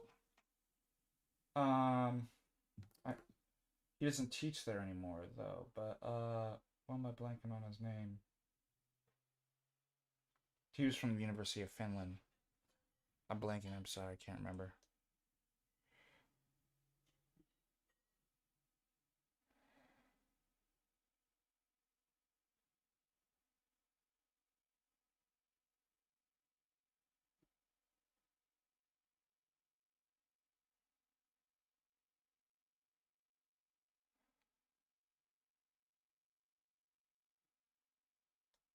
Hey, what's wrong with you? They're on drugs. Is going at your own pace with one category doable? Well, oh, totally. If you go at your own pace. By the way, here is the link. And you have access to the courses forever. So even after you complete and the students complete, you get there are no live lectures. They're all pre-recorded. It's an asynchronous course. The only thing that's live, but it's not mandatory, is office hours like we're having tonight. But that's just for your additional benefit. You're not required to. So that means you can take as long as you want through. Hey, lay of $5. I'm heartened by the young man entering with moral young man will lead women into the same morality. Hope that make absolutely. Yeah, that's a good. It's very telling that certain clergy don't like this.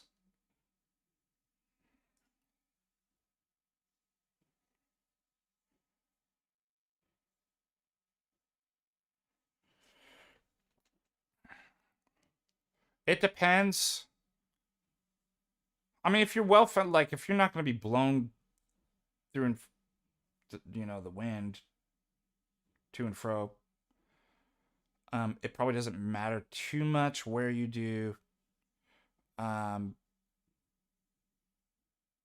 I would say maybe find a department that has a good philosophy professor. So because there's a lot of bad philosophy professors, but the fact that you're reading through kind of the literature and you're training yourself to think. I mean, I think that's a valuable itself. I would just advise be careful about going into debt. Um, Treat it as an ends in itself, but not be like, how can I get a job with this? But like, it's worthwhile learning how to think well. Um, just be careful about how much you pay, and I would definitely say don't go into debt over.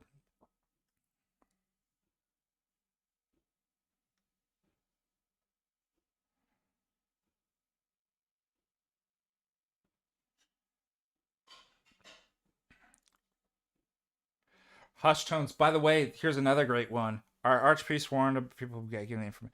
There's true about that. Now, a way to test this would be like, Amen.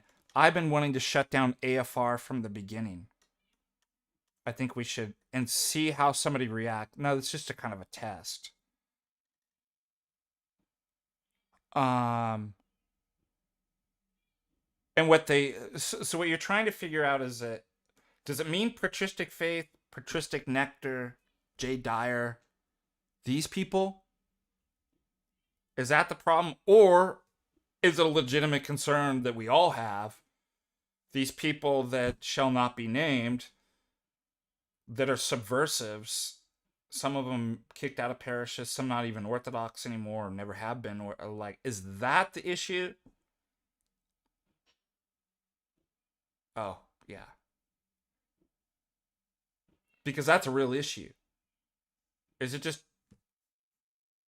autonomous, random online in Orthodox content providers that are not plugged in, have nobody authority over them? No gatekeepers. I love gatekeeping. We should. They can just do whatever they want. Well, I don't and they'll always be like, well, I don't represent if you're Orthodox, you represent Orthodoxy. You need to put yourself under obedience of a priest to guide you in whatever content you're providing if you're Orthodox. Now, don't get spurgy about it, but you know what I'm saying? There needs to be some checks and balances and some accountability, even if you're not teaching theology. That's my. So, there are legitimate concerns about the internet. So, I'm assuming that he probably is kind of on my point, warning about. Well, look, we had somebody in here asking, I won't even name the people they were referring to. Oh, but I heard some Orthodox say that infants who are unbaptized go to hell. It's like, that's the problem.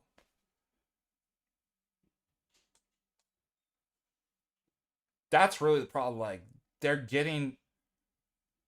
And some of these people have tried to not only get me defrocked, other priests have said that the Bishop Irenae is a heretic. Like, again, help me out. Why are you people on their servers or even talking to them? That's what I don't. Why is it even being brought up? That I can't. I'm like I said, I can figure out who these people are. I know them. What sort of person? What I don't understand is why is it even being brought up or asked? Well, like why is anybody talking to these people? Birds aren't real, and the internet isn't either. Good point.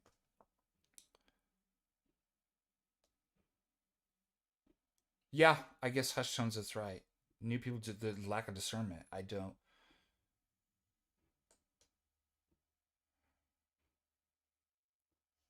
Oh shoot.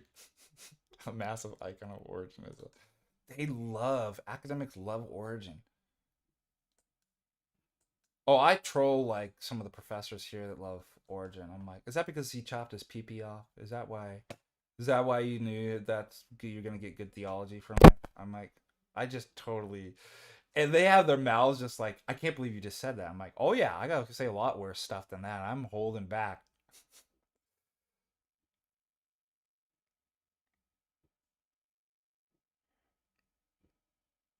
All right, let's go into why birds are fake. No, I'm kidding. It's just an ongoing joke.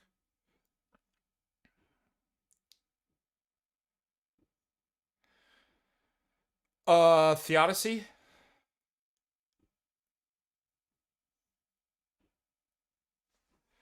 Chase, Haggard. First of all, I responded to there was some guy that I don't know was I could just tell it was a level of arrogance. Nobody can answer my problem of evil. I didn't even know where it was at. Like I'm like, is this just like Reddit tier atheist slow boy? Like God doesn't if bad things why come God if bad why come bad things to God?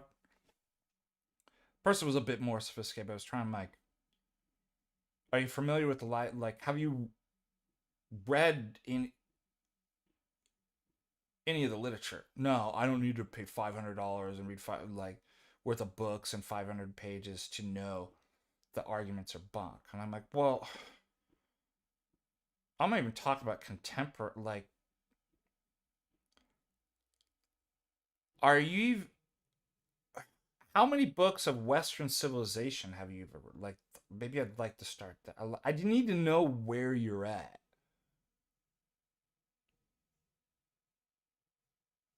Oh, I'm familiar with philosophy and like you never get an answer with. I'm like, okay, can you steel man the argument? Here's the next. I want to know if it's even worth talking to somebody. Steel man the argument, the Christian position, or the response to the problem of evil. Give me the Christian theodicy. He got enough, like, it was still general and vague, but he got enough, and I'm like, okay, I'm not dealing with the total moron Reddit.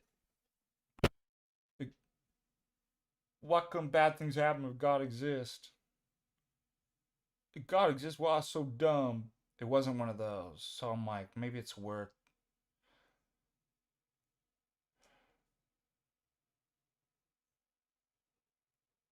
No, you don't have to study philosophy to become a priest.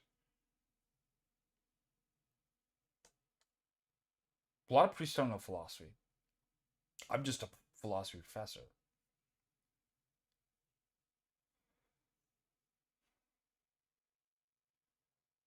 Bishops are voted in. They're elected.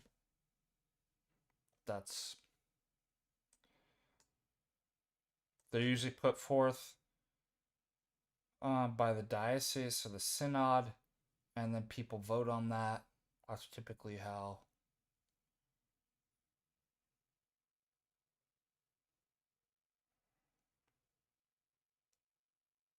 All right, so Chase decided to open up. I was tired too, but I'm like, whatever. I'm gonna do this.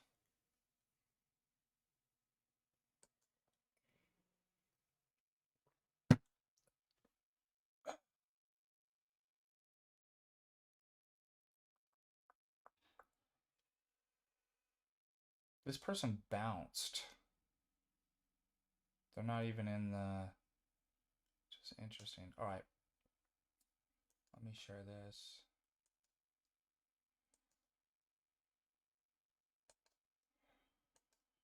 So we did a stream like X. And let me see if I can find the original.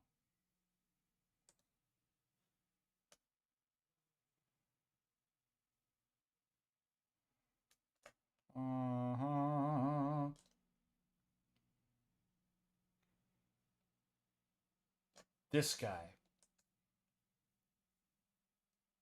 JT rocks forever.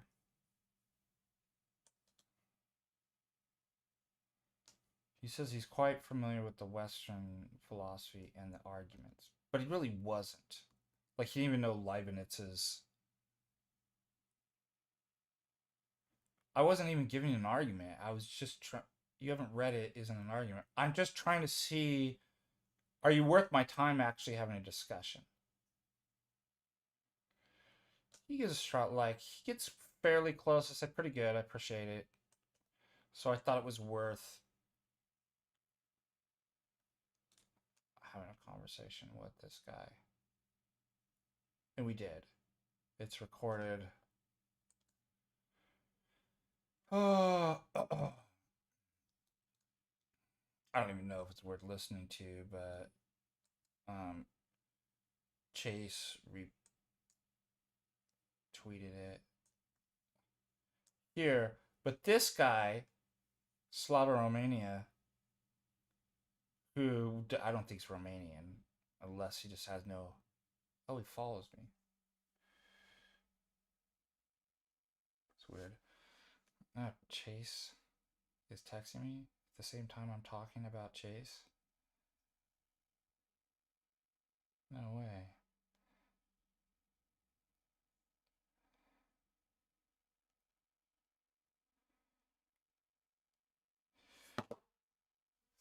Speak of Chase and he appears. All right.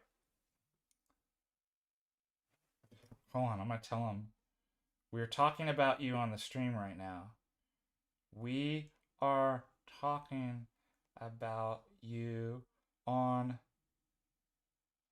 the stream right now. Funny. So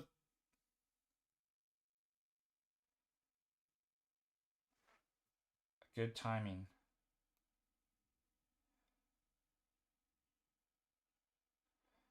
But I can't spell. All right. It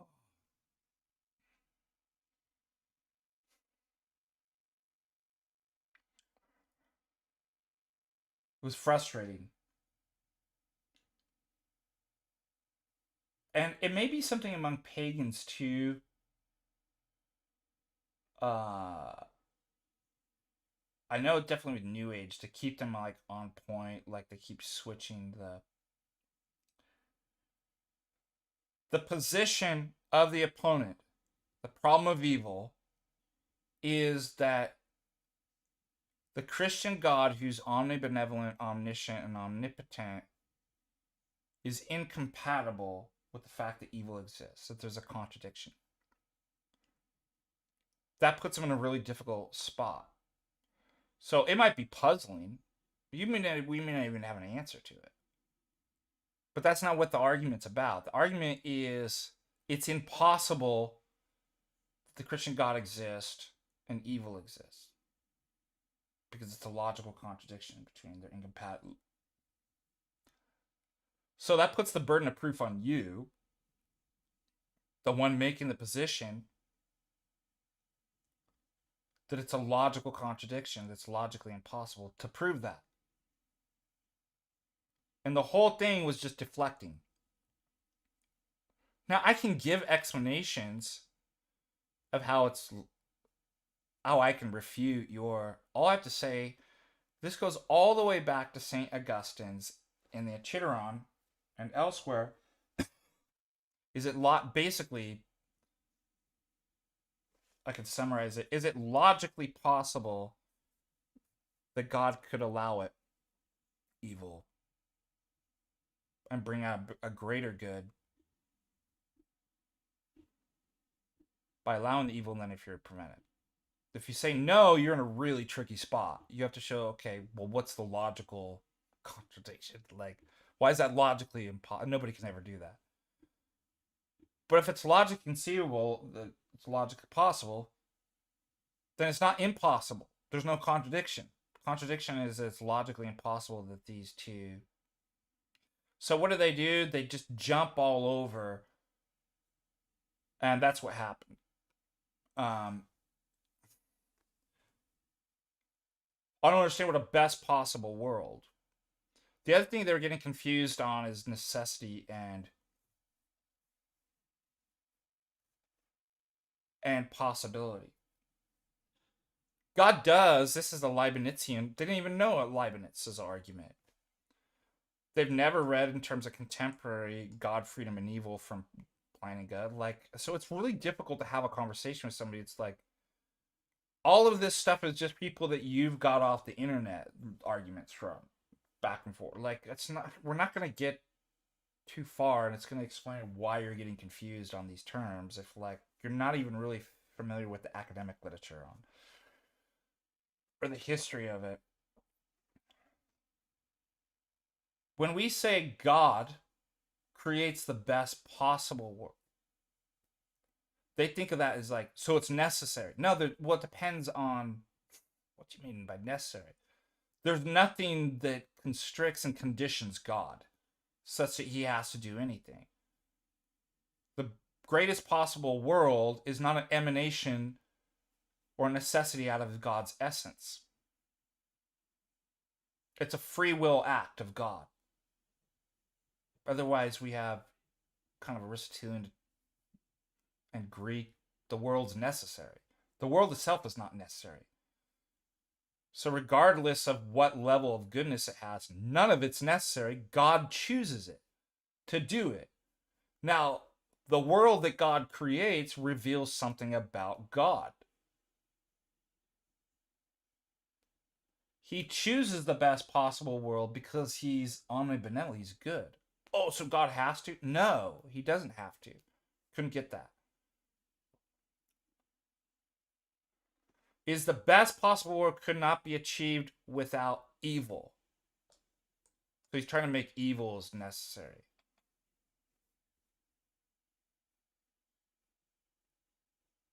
And what he's doing is he's confusing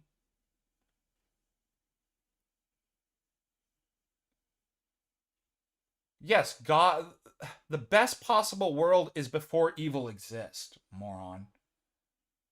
Not after the fact. That's what he doesn't... He did create even before men sinned. Is the greatest possible world is one in which men can sin.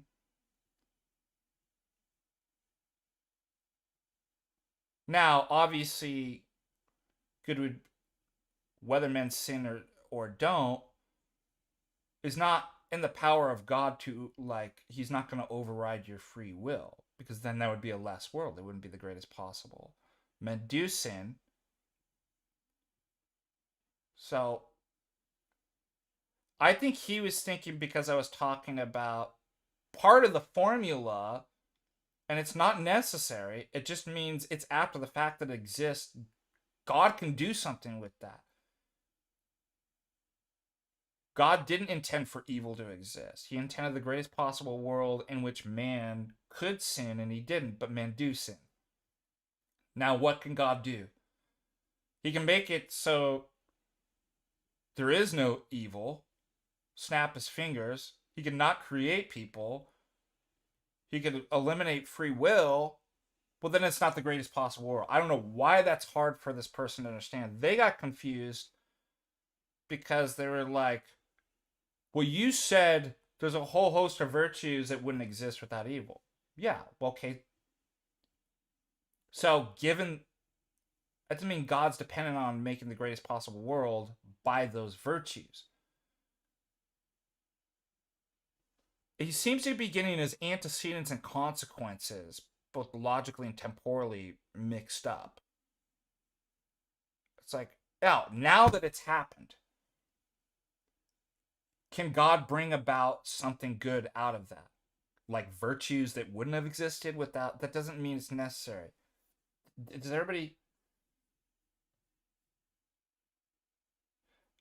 And I want to show you too, I won the debate as soon as the guy says, well, I asked him, this other guy, is it logically possible that God could allow evil? He doesn't snap his fingers and brings a greater good than if he were to prevent it. Yes. But then I think it's also logically possible that God could create a world, the greatest possible world, in which evil didn't exist, so he doesn't bring... I'm like, oh, I got you. That's actually a contradiction. You just said it's logically possible that God could do A and not A at the same way and the same time. Those are two mutually exclusive. One is either the greatest... The one excludes the other, right? Do you not see that? And he's like, oh, I'm not good with my word. And I'm like, no, it's not that you're not good with your words. You lost the debate. And this guy doesn't... They play this burden of proofs on you. The burden of proof's not on us. I don't understand. Oh, if it's a question, I don't know how, then you don't know how. A question's not a problem. So he says you just want to shit to the other person. You have to deal with the... It is a problem. The problem of evil, I don't know. All I have to show is that it's not a logical contradiction. It's not a logical problem. But it is a problem. Like, you haven't won the argument because I said, I don't know. It's a difficult question to answer. I don't know why God and how he does this. Good question. That doesn't mean that's evidence that God doesn't exist. Do you get it? And it's a red herring. I mean, he's avoiding the question. You claimed that it was a logical contradiction. That puts the burden of proof. So it's not a question. These people are not being honest. You just keep asserting what's in question, but it's a that's what they did in the thing. What's a contradiction? I know you believe that. What's the argument for it? I asked him, I'm like, just put it formally into put it into a contradiction. A formal statement that's a contradiction. Couldn't even do it. They just kept repeating, again, I know that's what you believe, that's what you're asserting. What's the argument? Nope. They'll just deflect. It was a claim that was originally made in the world where sin allows more greatness. I didn't say that. I said it allows for certain virtues that wouldn't exist, and God can do something with that. So notice he's confusing categories. These people actually thought that I had to correct them that God creates evil. That it's the world with evil that makes it... That evil's part of the formula that makes it better. That's not what it is. First of all, evil is a privation. It's not a thing. God doesn't create it. The question is, is a world in which it's possible, worthwhile, even if people do it. It's about possibility. That's the greatest possible world. But I can't get it. I can put in a... He never does. Using where necessary as possible doesn't really change it. It's like, there you go. This Chase says it literally changes it. That's exactly what the argument's about.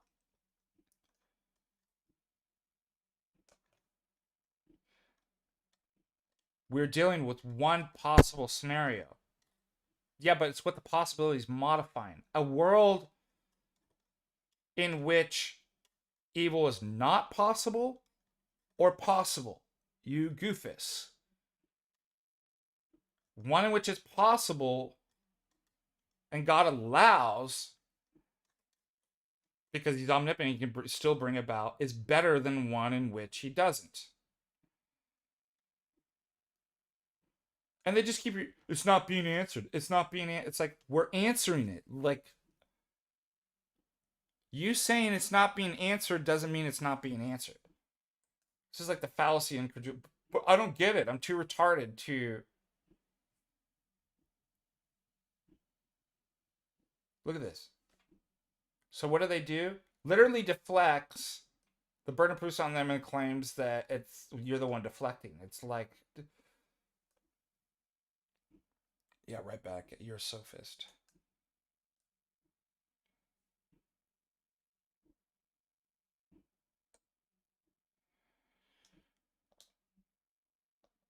But there was another point that I made in here that I wanted to,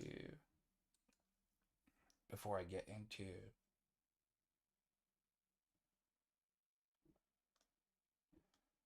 Yeah, doesn't answer the question by saying we aren't answering the question. Yeah, exactly.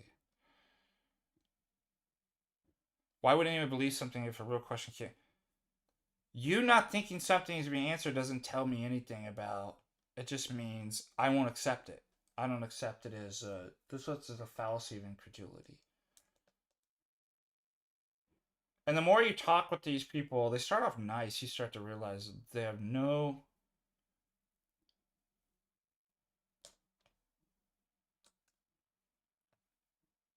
concern with actually learning what the argument. They've already made up their mind. If it was a good answer, you would have been provided. We did. We gave a satisfactory. You just won't accept it.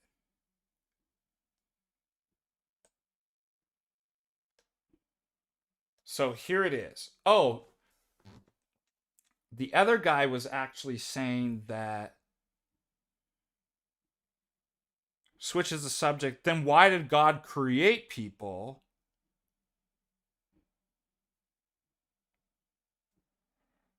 that he knows was going to sin? First of all, it's just like this kind of weird hedonic calculus. It's like, yeah, but if I add the sin together, like, which one's better? A world in which men... That's what the problem is. Which one's better? A world in which men didn't sin or did? One in which they didn't. Oh, got you, they think. No, but that's not what the question's about. About what people do, because we're independent of God. It's one about possibility. That's why we kept track. Which one would be better? One in which world in which evil possibly couldn't exist, or one in which it is? That's the question. So notice they're deflecting.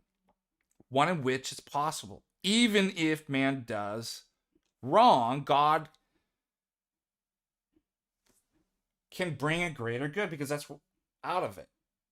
Now think about what it would take if God would be like, well, I'm just going to make sure that evil doesn't happen.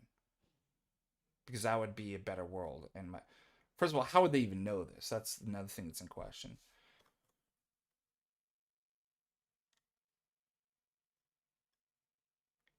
So what? Eliminate free will? That's not good. Create automatons? I mean, that's what free will... Man has the ability to do that.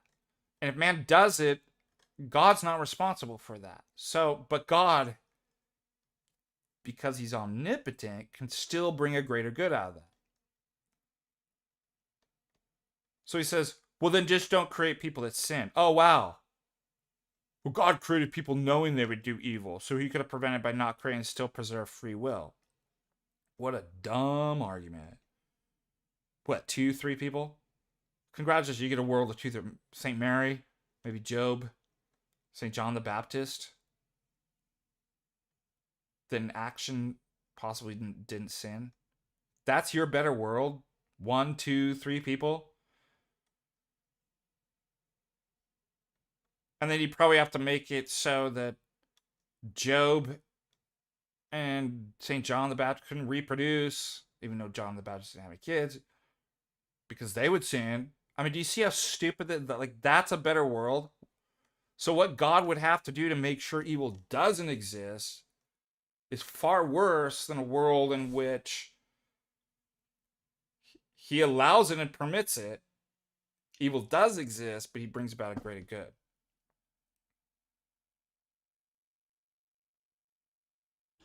And again, I don't have to explain how he does it. To be like, is it logically conceivable that he can? Here it is. I told him I'm not gonna explain it to you.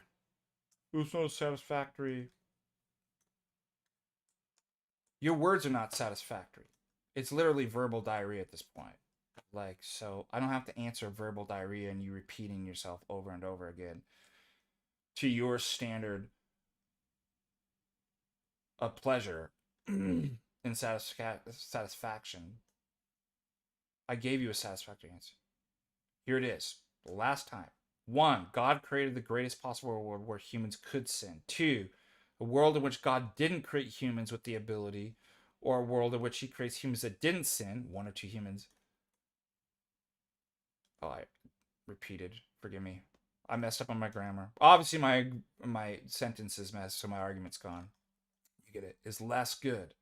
3, humans did sin, but that's not an action God could prevent while making the greatest possible world, because that would require eliminating free will or not creating humans. Not good, right? God always maximizes the greatest possibility. An outcome regardless of man's failures. So there would be a contradiction. Actually, God would be doing not God things and being God at the same time. Number 4, it is in God's power to bring about a greater good from allowing evil than preventing it. That's the definition of omnipotence. 5, that doesn't make evil necessary because it's not logically prior, logically dependent upon God or human beings. Evil is a possibility, not a necessity. You couldn't get that. And that's a key. 6, because it's not in the logical category of necessity, it's in the logical category of possibility. So the sin becomes actual, but it's not necessary. And he just keeps throwing it back. It's necessary, then it's necessary. It's like, how can I help you? It's God creates, when he creates the world, it's not of necessity, it's possibility. What's in the question? A world in which man can possibly sin or not. Now, when man actually sins, that's not possibility. That's actually what happens out of the possibility. And it's not necessary. So he's confusing all 3 categories. It is logically possible that God could bring about a greater good by allowing evil than preventing it. 9, if it's logically possible, then it isn't logically impossible. Definition, right? Therefore, the claim that it's a contradiction entails it's logically impossible, which was just refuted. That's it. That's the end of the argument. Notice this guy doesn't come back.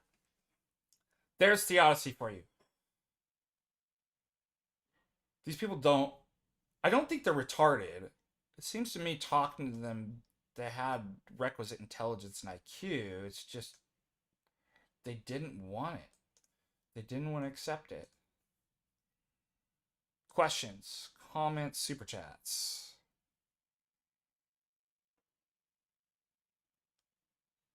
Yeah, he did not sound Romanian at all.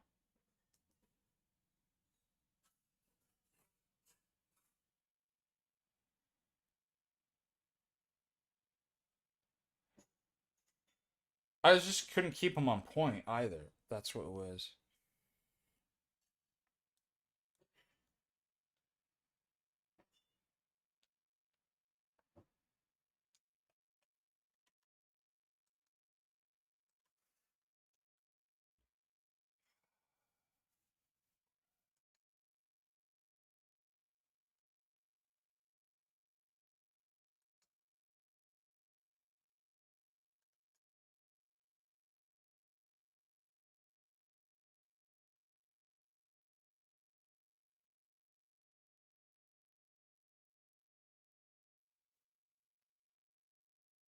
All right, I'm back.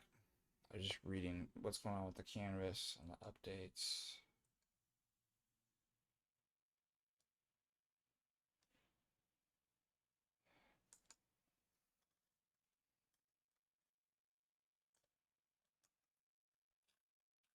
One second.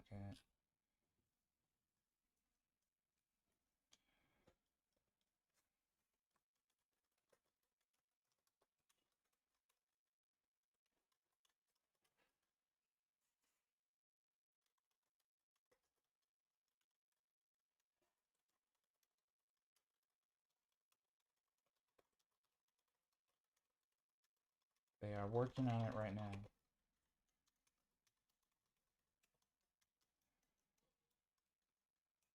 Once it is up, you will get it.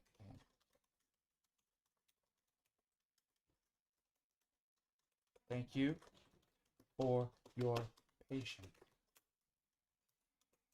FDA. Sorry, I want to give priority. I know, like, we're up and running with the canvas, like I said.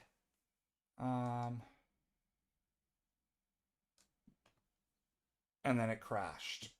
So people are writing me. I want to make sure. That's all right. We're not using Canvas tonight. We're doing.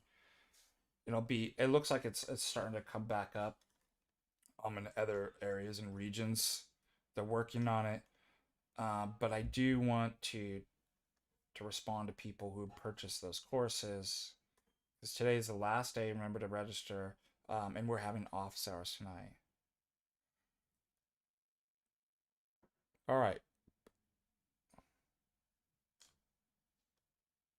Yeah, it is a weird thing to say Slava Romania.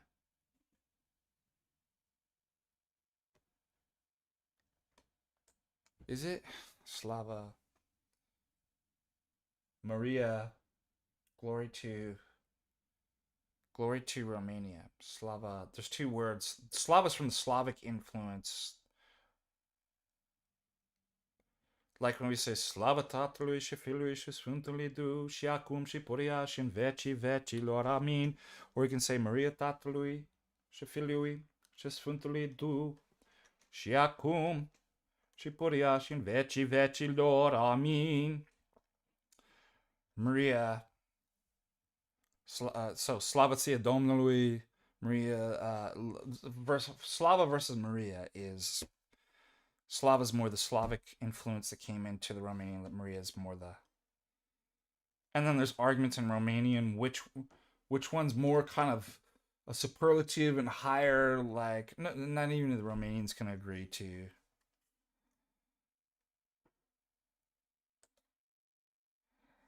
All right, so we covered Theodicy. That was pretty good. And by the way, that guy just crashed out at the end, and Chase muted him for a second. He's like, I'm going to mute you for a second. And then he just bounced. So that guy didn't. This is the best they have. I would like to recommend my dear brother, Dr. Nathan Jacobs, friend and colleague. He specializes in Leibniz and this. Notice if people were like, I'm not watching a 2-hour video. You want to put this in the chat? It's like you should, because then you wouldn't be as stupid. I mean, 2 hours to not be so stupid and retard, like it might be worth it. So check that out. I'm gonna put it in the chat. If you're interested on more on Theodicy, I mean, Dr. Nathan Jacobs is a lot better at this than me. I mean, especially, I think he just finished writing a book. V Scott, $5. Thanks for spending so much time with this FDA. Thank you. Thank you. Thank you. Thank you.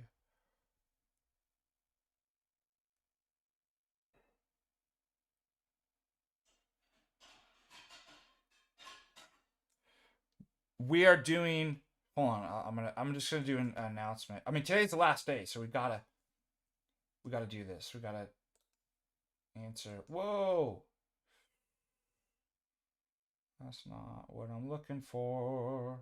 Here it is. Today ends the sale. If you come to patristicfaith.myshopify.com, you can go Faith and just go to the shop as well. Go to the Canvas courses. These other courses are just pre-recorded lectures. They're not actually a university course.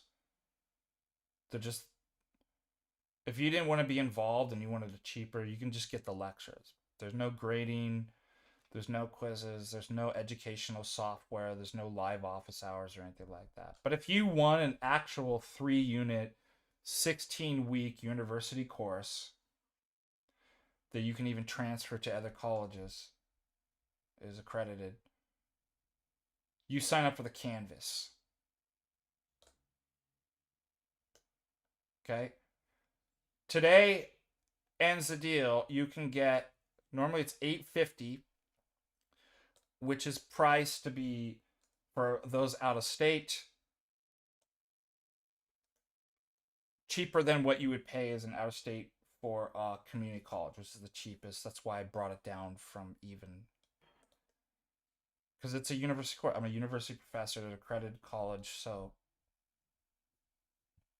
you know that's why it's priced the way. But I'm bringing it competitively down. There's ethics. So any of the Canvas courses today and today only, $200 off. Normally $850, you get for $650. Now you can go week by week, or you can go at your own pace. So you're not obligated to. You're not even obligated to come to live office hours. There is Introduction to Philosophy, Logic and Critical Thinking. The brand new one, there's 2 brand new ones. Philosophy of Science, and another one that's brand new that is the Ethics. Okay. But, you know, you can do the Epistemology as well. So, Ethics, Epistemology, Intro to Philosophy, Logic and Critical Thinking, or Philosophy of Science. You can choose those. Any one of those. However, if you want to save even more money,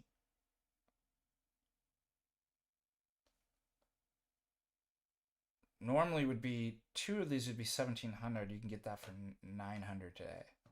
2 courses. Or the best deal, $1,500 savings. You normally pay $2,550. You can get 3. You can pick which 3 you want for $1,050. That ends today. If you purchase today, once Canvas is back up, I'll add you to the course. You just tell me, you'll receive an email from me basically asking you which course you want to take if you choose one of the bundles. Otherwise, it shows me which the single ones you get. I will send you an email confirmation. Thank you. Tell me what courses. And then when Canvas is back up, I'll add you into those courses. But I will send you an office hours link because we're going to have office hours tonight. It's 6 p.m. But tomorrow, those prices go back up. So this is the only day that you can actually get that. Does that make sense? And there, I'll put in the chat where you can purchase those courses today. Oh, Crispy already put it up. Rachel, wow, 49.99. Good to see you. My prayers for you guys. And all the big things coming. Oh, yeah, Dave, I got some bad news for you. They banned philosophy in Canada. Thank you, Rachel, so much. God bless you so much.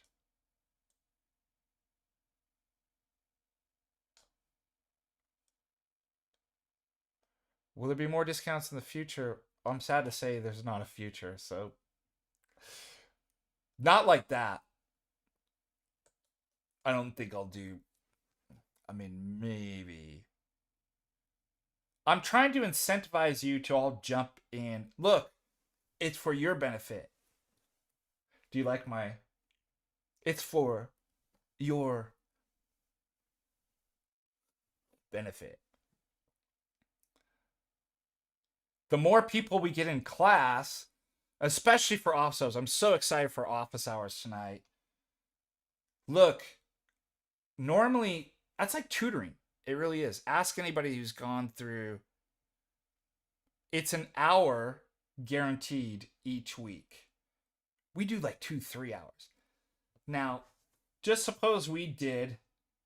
I'm just going to break this down to you financially.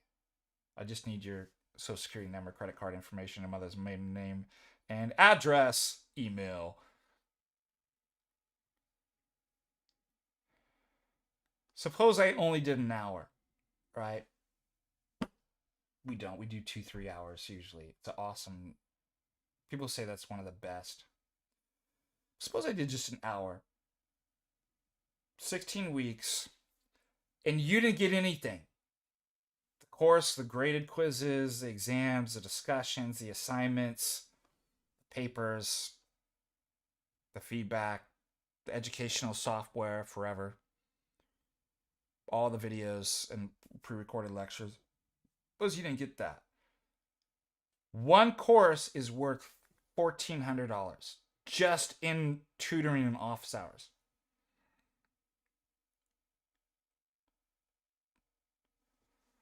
That's more what you're actually getting because we do two. That's just on 2 hours,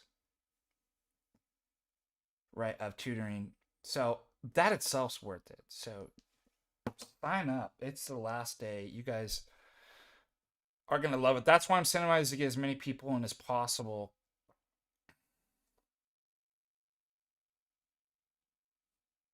Oh, yeah. You haven't heard me chant in Romanian? Well, so let me.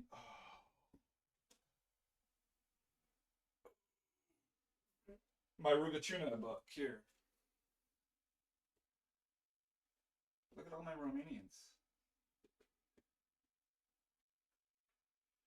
Oh, dude, this is a bad book. I forgot.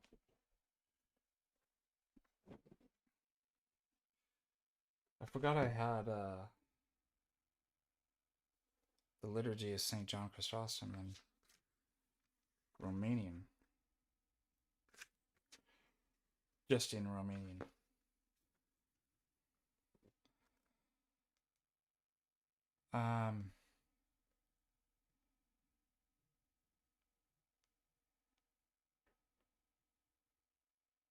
Do you guys want to hear my Romanian?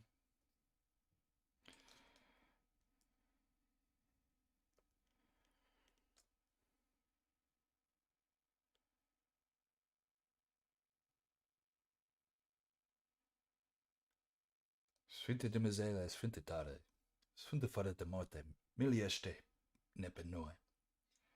Preasfinte Treime, miliește-ne pe noi, Doamne, cârtește păcatele noastre, Stăpână, iată fără legile noastre, Sfinte Citează și vindică nepătunile noastre pentru numele Tău.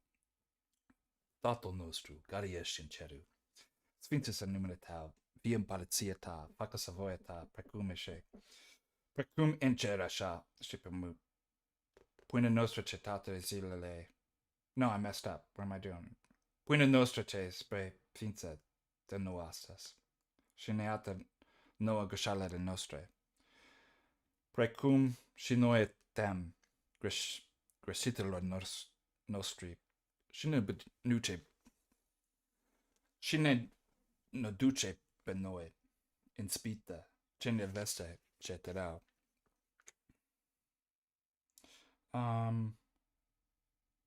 What's another prayer? Sorry, I messed up on the. I mess up on prayers in English too.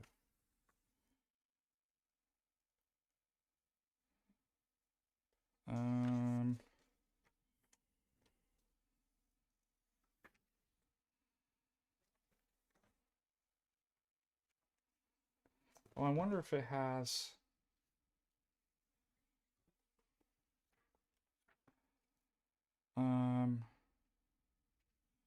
Some songs in here I could sing.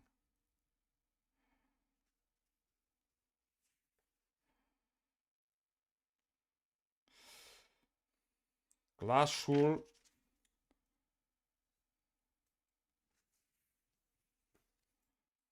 Where is it? The Tropar.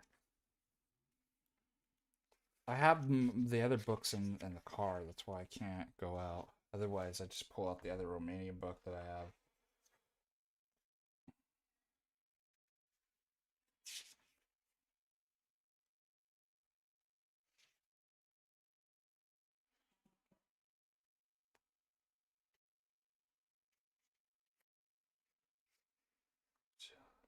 Cel ce înjure de Ioana Parmid, a se boteza pentru mântuirea noastră. Hristos adevăratul nostru Dumnezeule.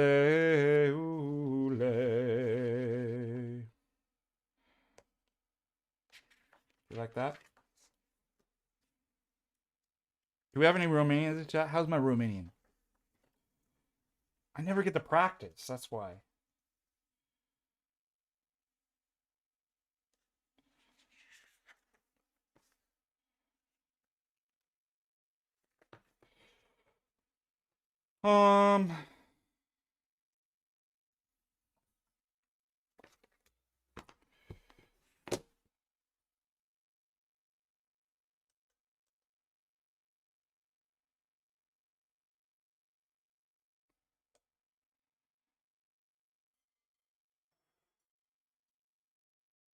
Will I do what again next year? Sing? Yeah, maybe. In Romanian? Sure.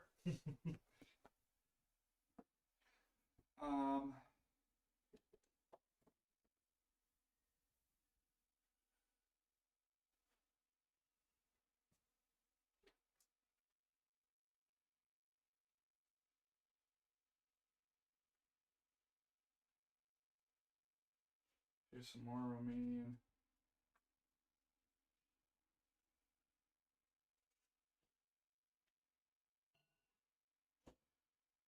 The Creed. All right, I'm done. Let's go back to what we're talking about. It's 12:30. No, I was joking about banning course in Canada, but maybe they.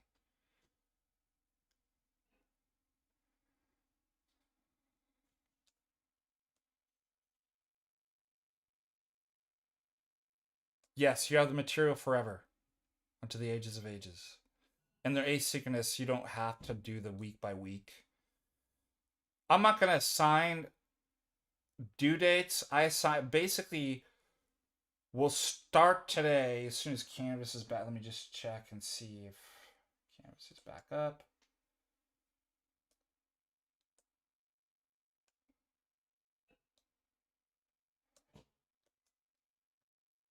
No, it's still down. They're working on. It'll be up a little bit later, but you'll all have that forever, and you can go at your own speed.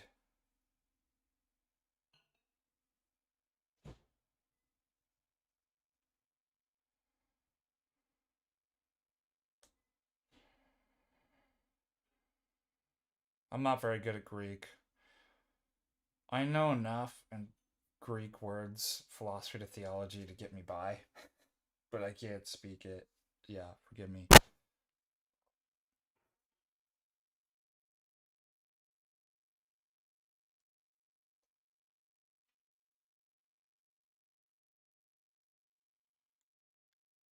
The sign, $5. Don't know if I can start course now. Can I buy them? Yes, if you buy them now, you can start like that. That's great. These are great questions. These are people.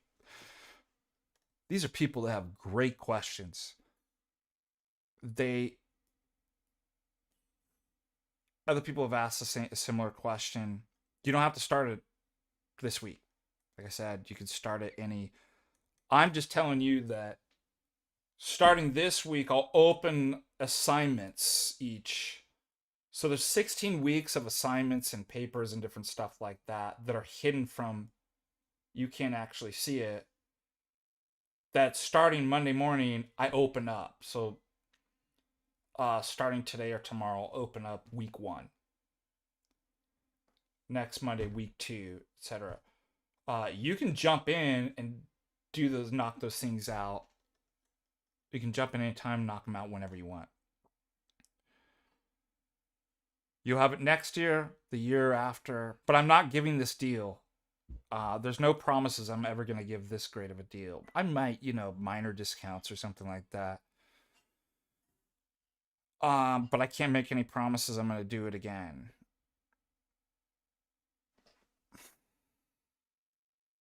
But if you do purchase, you have them. You can go in anytime, knock out the assignments, I'll grade them, even if it's next year. Why do we break up into small pieces when we can also avoid doing for distributing?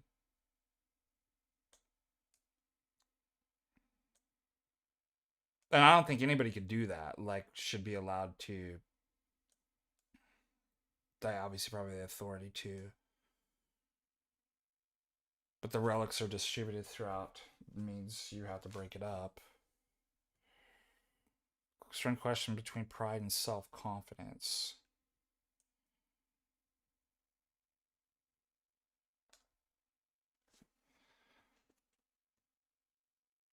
I feel like confidence, you're not looking at yourself all the time. You just kind of know. Like, I was talking to somebody about Father Russell. I'm like, you notice he's confident, right? But he's not thinking about himself and putting himself first. Pride is putting yourself first. Father Russell puts other people first. That's one way to distinguish. But there's no insecurity. He knows himself and what he's doing. But that's not pride. Pride is like looking, oh wow, look at me, and I'm not even looking at it. Look at how awesome I am, right? To be confident, I don't have to look at myself. I already know it. I know what I'm good at.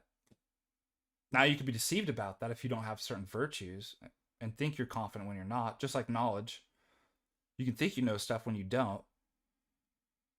But typically that's what it would be. That are you putting other things first or yourself? If you're putting yourself first and leading first with yourself rather than the other, you have pride. If you're confident, I don't have to think about it and look at it. That's a great question. You can buy now and start in the spring. Yeah. I get updates when you submit homework. I can see where it needs to be graded.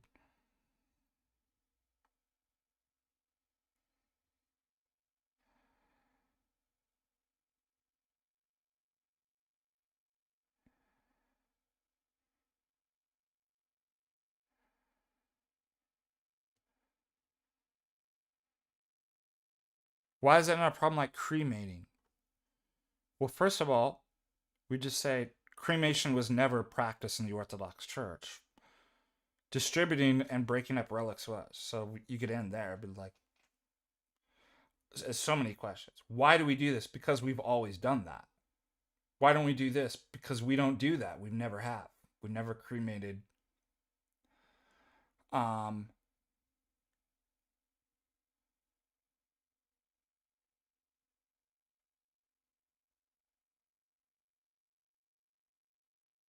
Chase, I don't know. Gee, that's weird. I don't have a mirror in here. Oh no. I noticed in some monasteries there's no mirrors. I came out of the bathroom once and in a monastery, I was like, did you know? I was talking with another professor. I'm like, you notice there's no mirrors around here?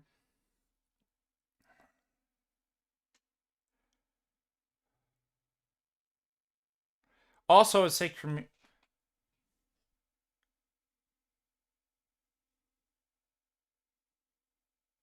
I don't know what the right is for, like, I don't know if people are currently doing that, so I can't really answer, like, what is the prescription and right for breaking up relics or something like that. I don't know, but clearly it's different. You breaking up whatever that existed like in antiquity, breaking up a saint is different than like destroying the whole thing and burning it. Like, that should be obvious too. But I could just say, I don't know. It's just always been practice. I mean, I don't think there's anything wrong with saying that, like, we've never practiced cremation. We have practiced, always practiced distributing up relics. But I can't answer what the right of that, how that's done. I don't know. I'm just claiming ignorance on.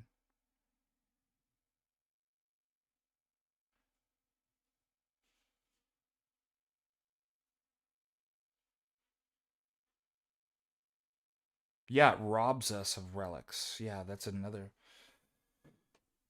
Distributing relics just multiplies blessings, and cremation actually destroys relics.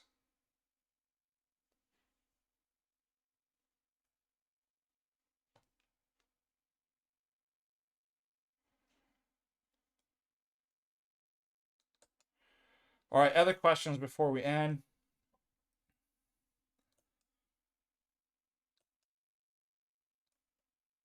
That was a great stream. I wanted to go into.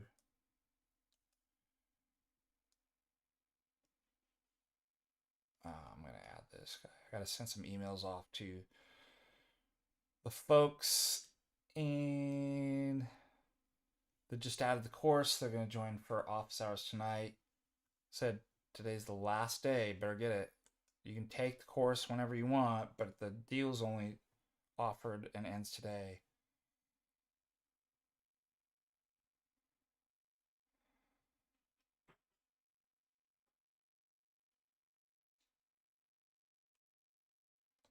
Hey Rachel, thank you so much. What a wonderful super chat. I want to thank everybody for the super chats and support. Destiny, Rachel, V. Scott, Handmaid, Leia, M.O., Octavian, Mihail, Octavian, Altervoid, Contemporary Compendium, Narissa, and Snow Cookies. And all gave wonderful super chats today. And let's see in Streamlabs. I don't want to miss any.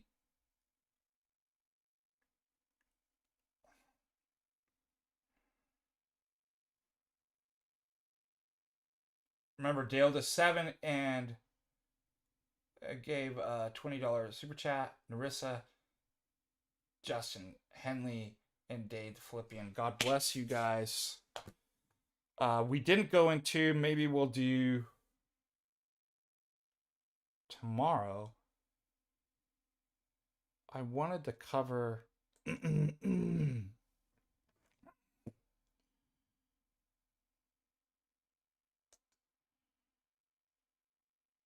on a second, I'm gonna pull it up.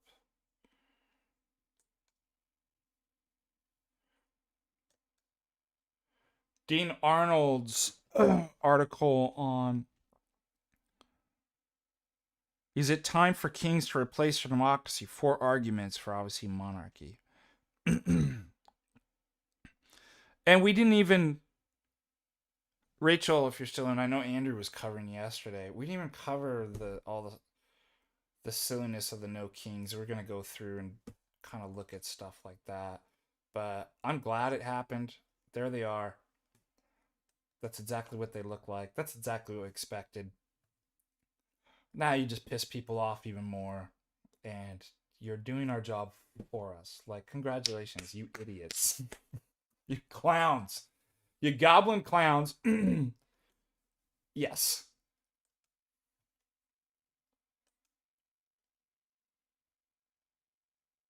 Got another one, another student. Woo! This is going to be a good semester. All right, I'm going to end because I'm going to write all these people and then take a nap.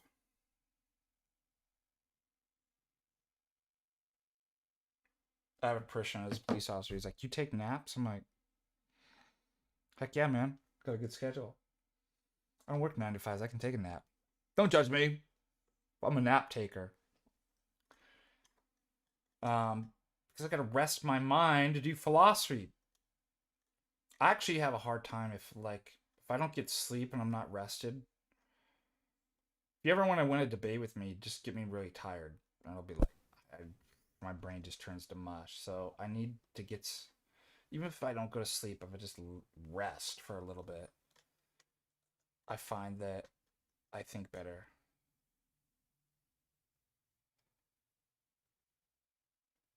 Yeah, so you guys want to do that tomorrow? Let's cover over the arguments for why democracy is for fags and retards, and kings are for champs, for the virtuous, for the church, the benefits of. The more they talk, the more you just want to be like, right? The more they say no kings, be like, yes, that's exactly what I'm gonna do. That's what I love about leftoids and libtoids. I'm like, the more you talk, I just want to do everything the opposite of. Oh, good, it could be a tyrant fascist locks up. Like, that's a great idea. A tyrant fascist who will lock all of you up and deport everybody and put them in camps. Huh. I didn't think about that until you brought that up. That actually, if you're Antifa, if that's the opposite of your position, that sounds like a great idea. Like, congratulations. Like, yeah, that would be great. T-shirt. Make Symphonia great again.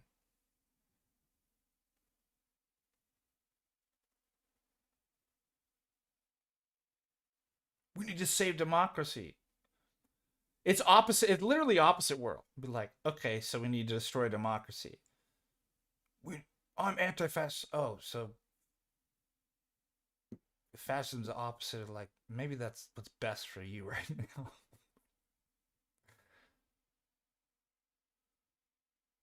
He's skirting the law and they're based. Shut up. You're going to jail. By the way, nobody's brought up this argument except for me. And I don't know why. This is weird. They're leftoids and liberals are always crying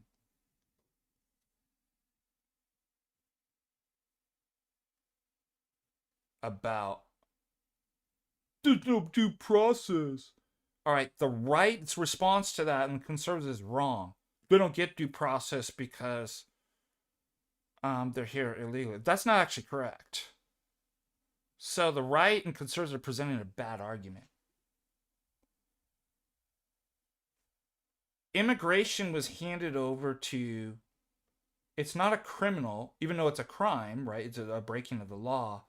Why isn't it handled as a criminal, right? That was the other thing that people were like, they made no crime because they were equivocating on crime, right? The distinction between civil versus criminal, how you deal with. Okay, so I looked into that a while back. I'm like, that is weird. Why do they keep saying that?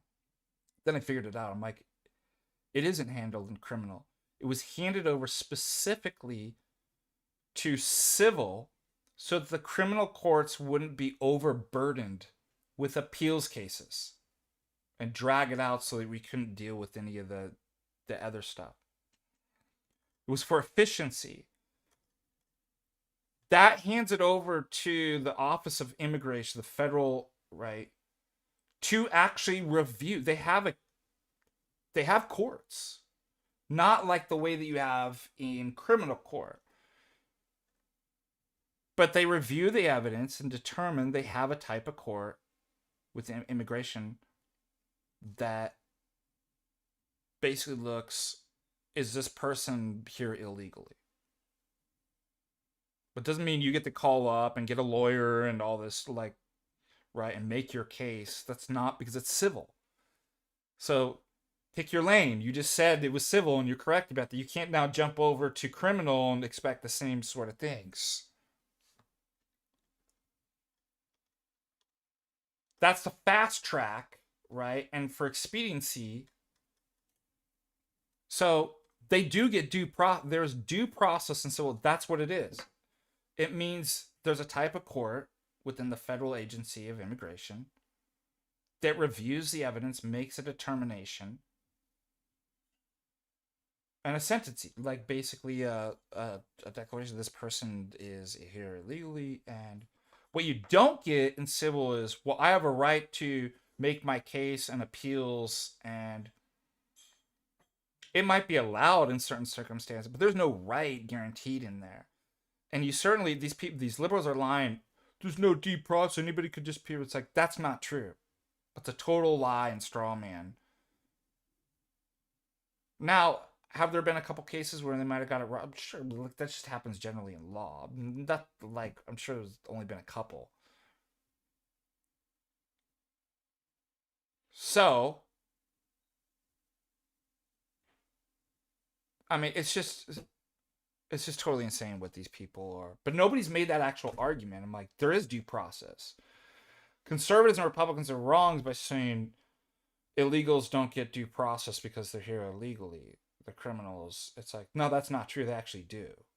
There is afforded due process. That is due process. It just doesn't look the same as in criminal courts.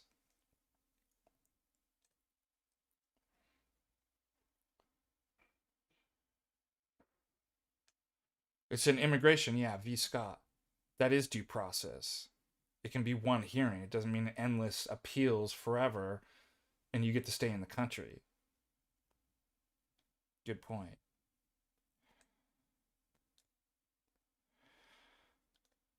So we'll talk about that next one. Gotta love this fall weather, by the way. I can't even finish my thoughts. I have such bad ADD.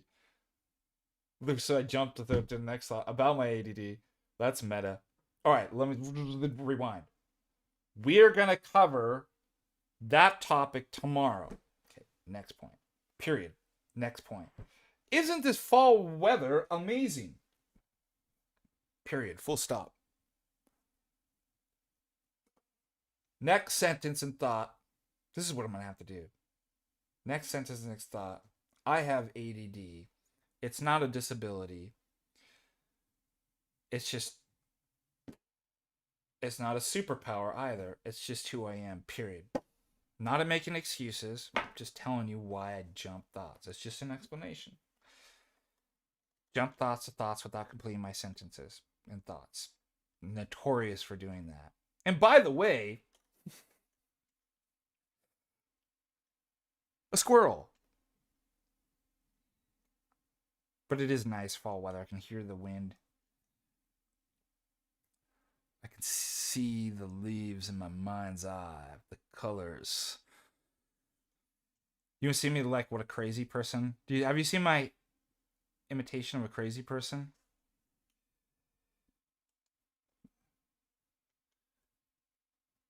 Look at those colors, man. You can just see them in your mind's eye. Oh, yeah. That's just, oh man, that's beautiful. What do you think? Good impersonation of a like total wacko.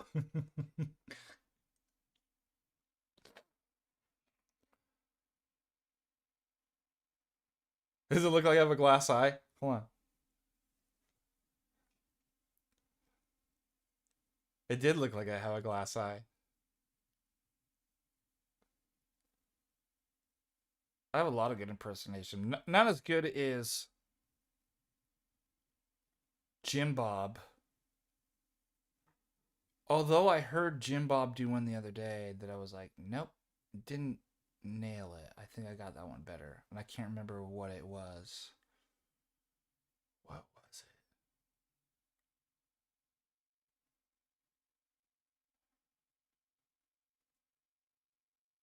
Oh, let's end with this. This is funny. I just found.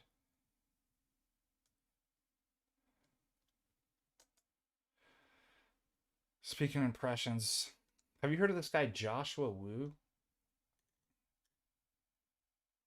Doesn't even have that many followers. This is awesome. All right, I'm gonna try to find.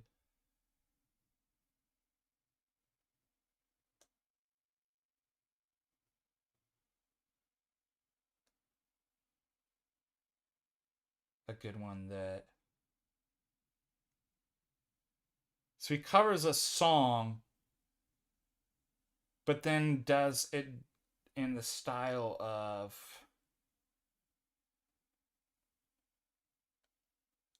here.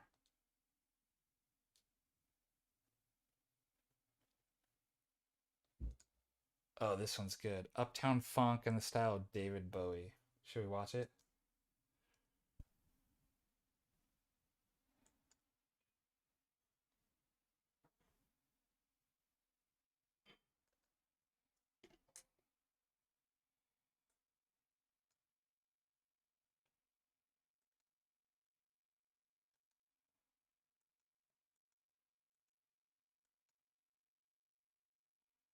All right. Sorry, I put it on the wrong.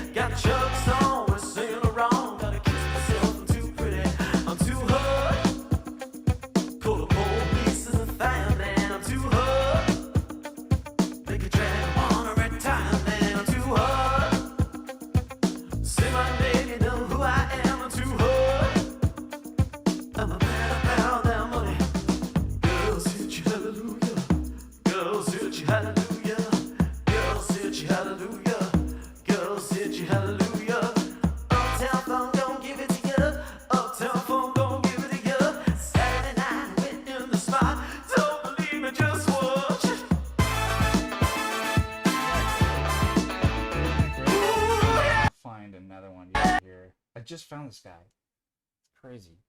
All right, this is another funny one.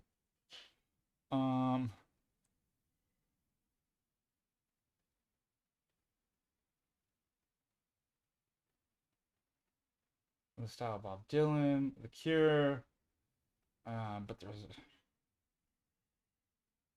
Oh, this one's hilarious. You gotta watch this. This one's good. Your own personal in the style of Metallica. It's so good. All right, ready?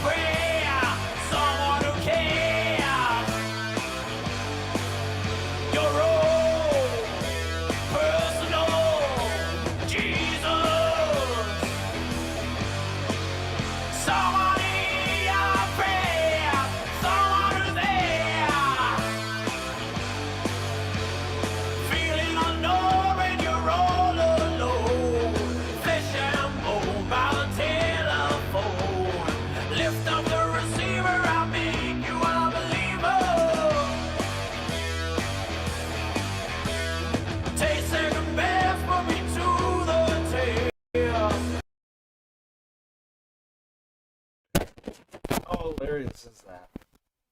There's tons of them in here that I'm like, it's actually, so speaking about impersonations, really good, huh? Yeah, even where the guy liner for the um all right, let me find one more and then we'll end. That I thought was a good impersonation.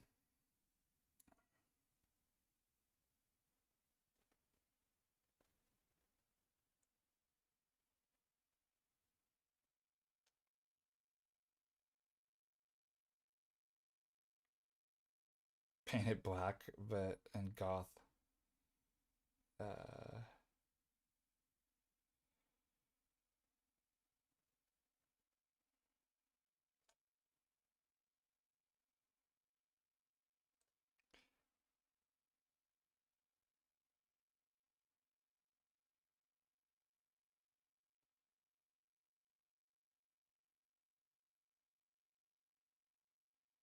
oh, this is good. His impression of Smashing Pumpkins is really good.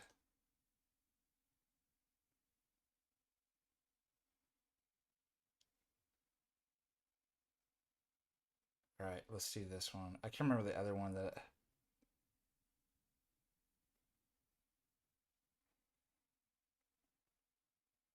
Oh no, this one, "Blown in the Wind" by Bob Dylan by the Smashing Pumpkins. You gotta hear this. Okay. I don't know how he nails this. It's so crazy. All right, ready?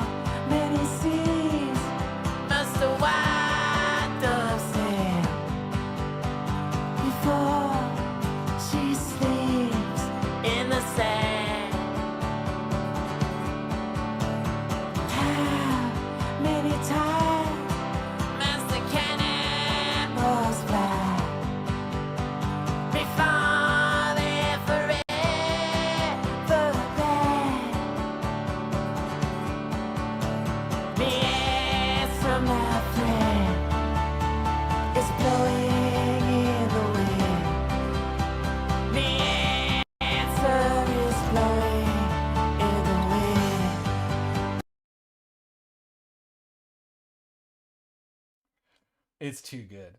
Is that crazy? It's so good. I can't believe he just nails it.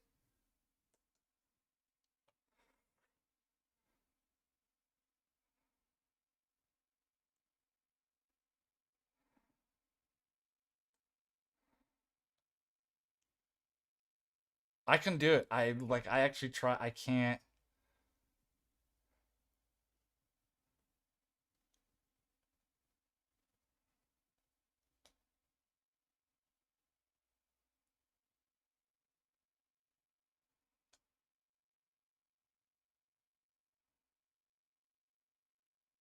All right, that's it. I'm ending. Thank you guys. We It was some fun there. Don't forget to sign up for the course. Today is the last day, and I'll put it one more time in the chat. Um,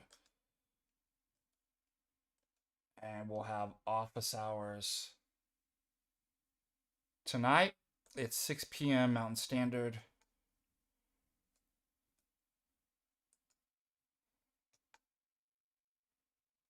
And I will see you guys. Why is this not working? Come on, dude. Yeah, there we go. Thank you. Yeah, it was a great stream.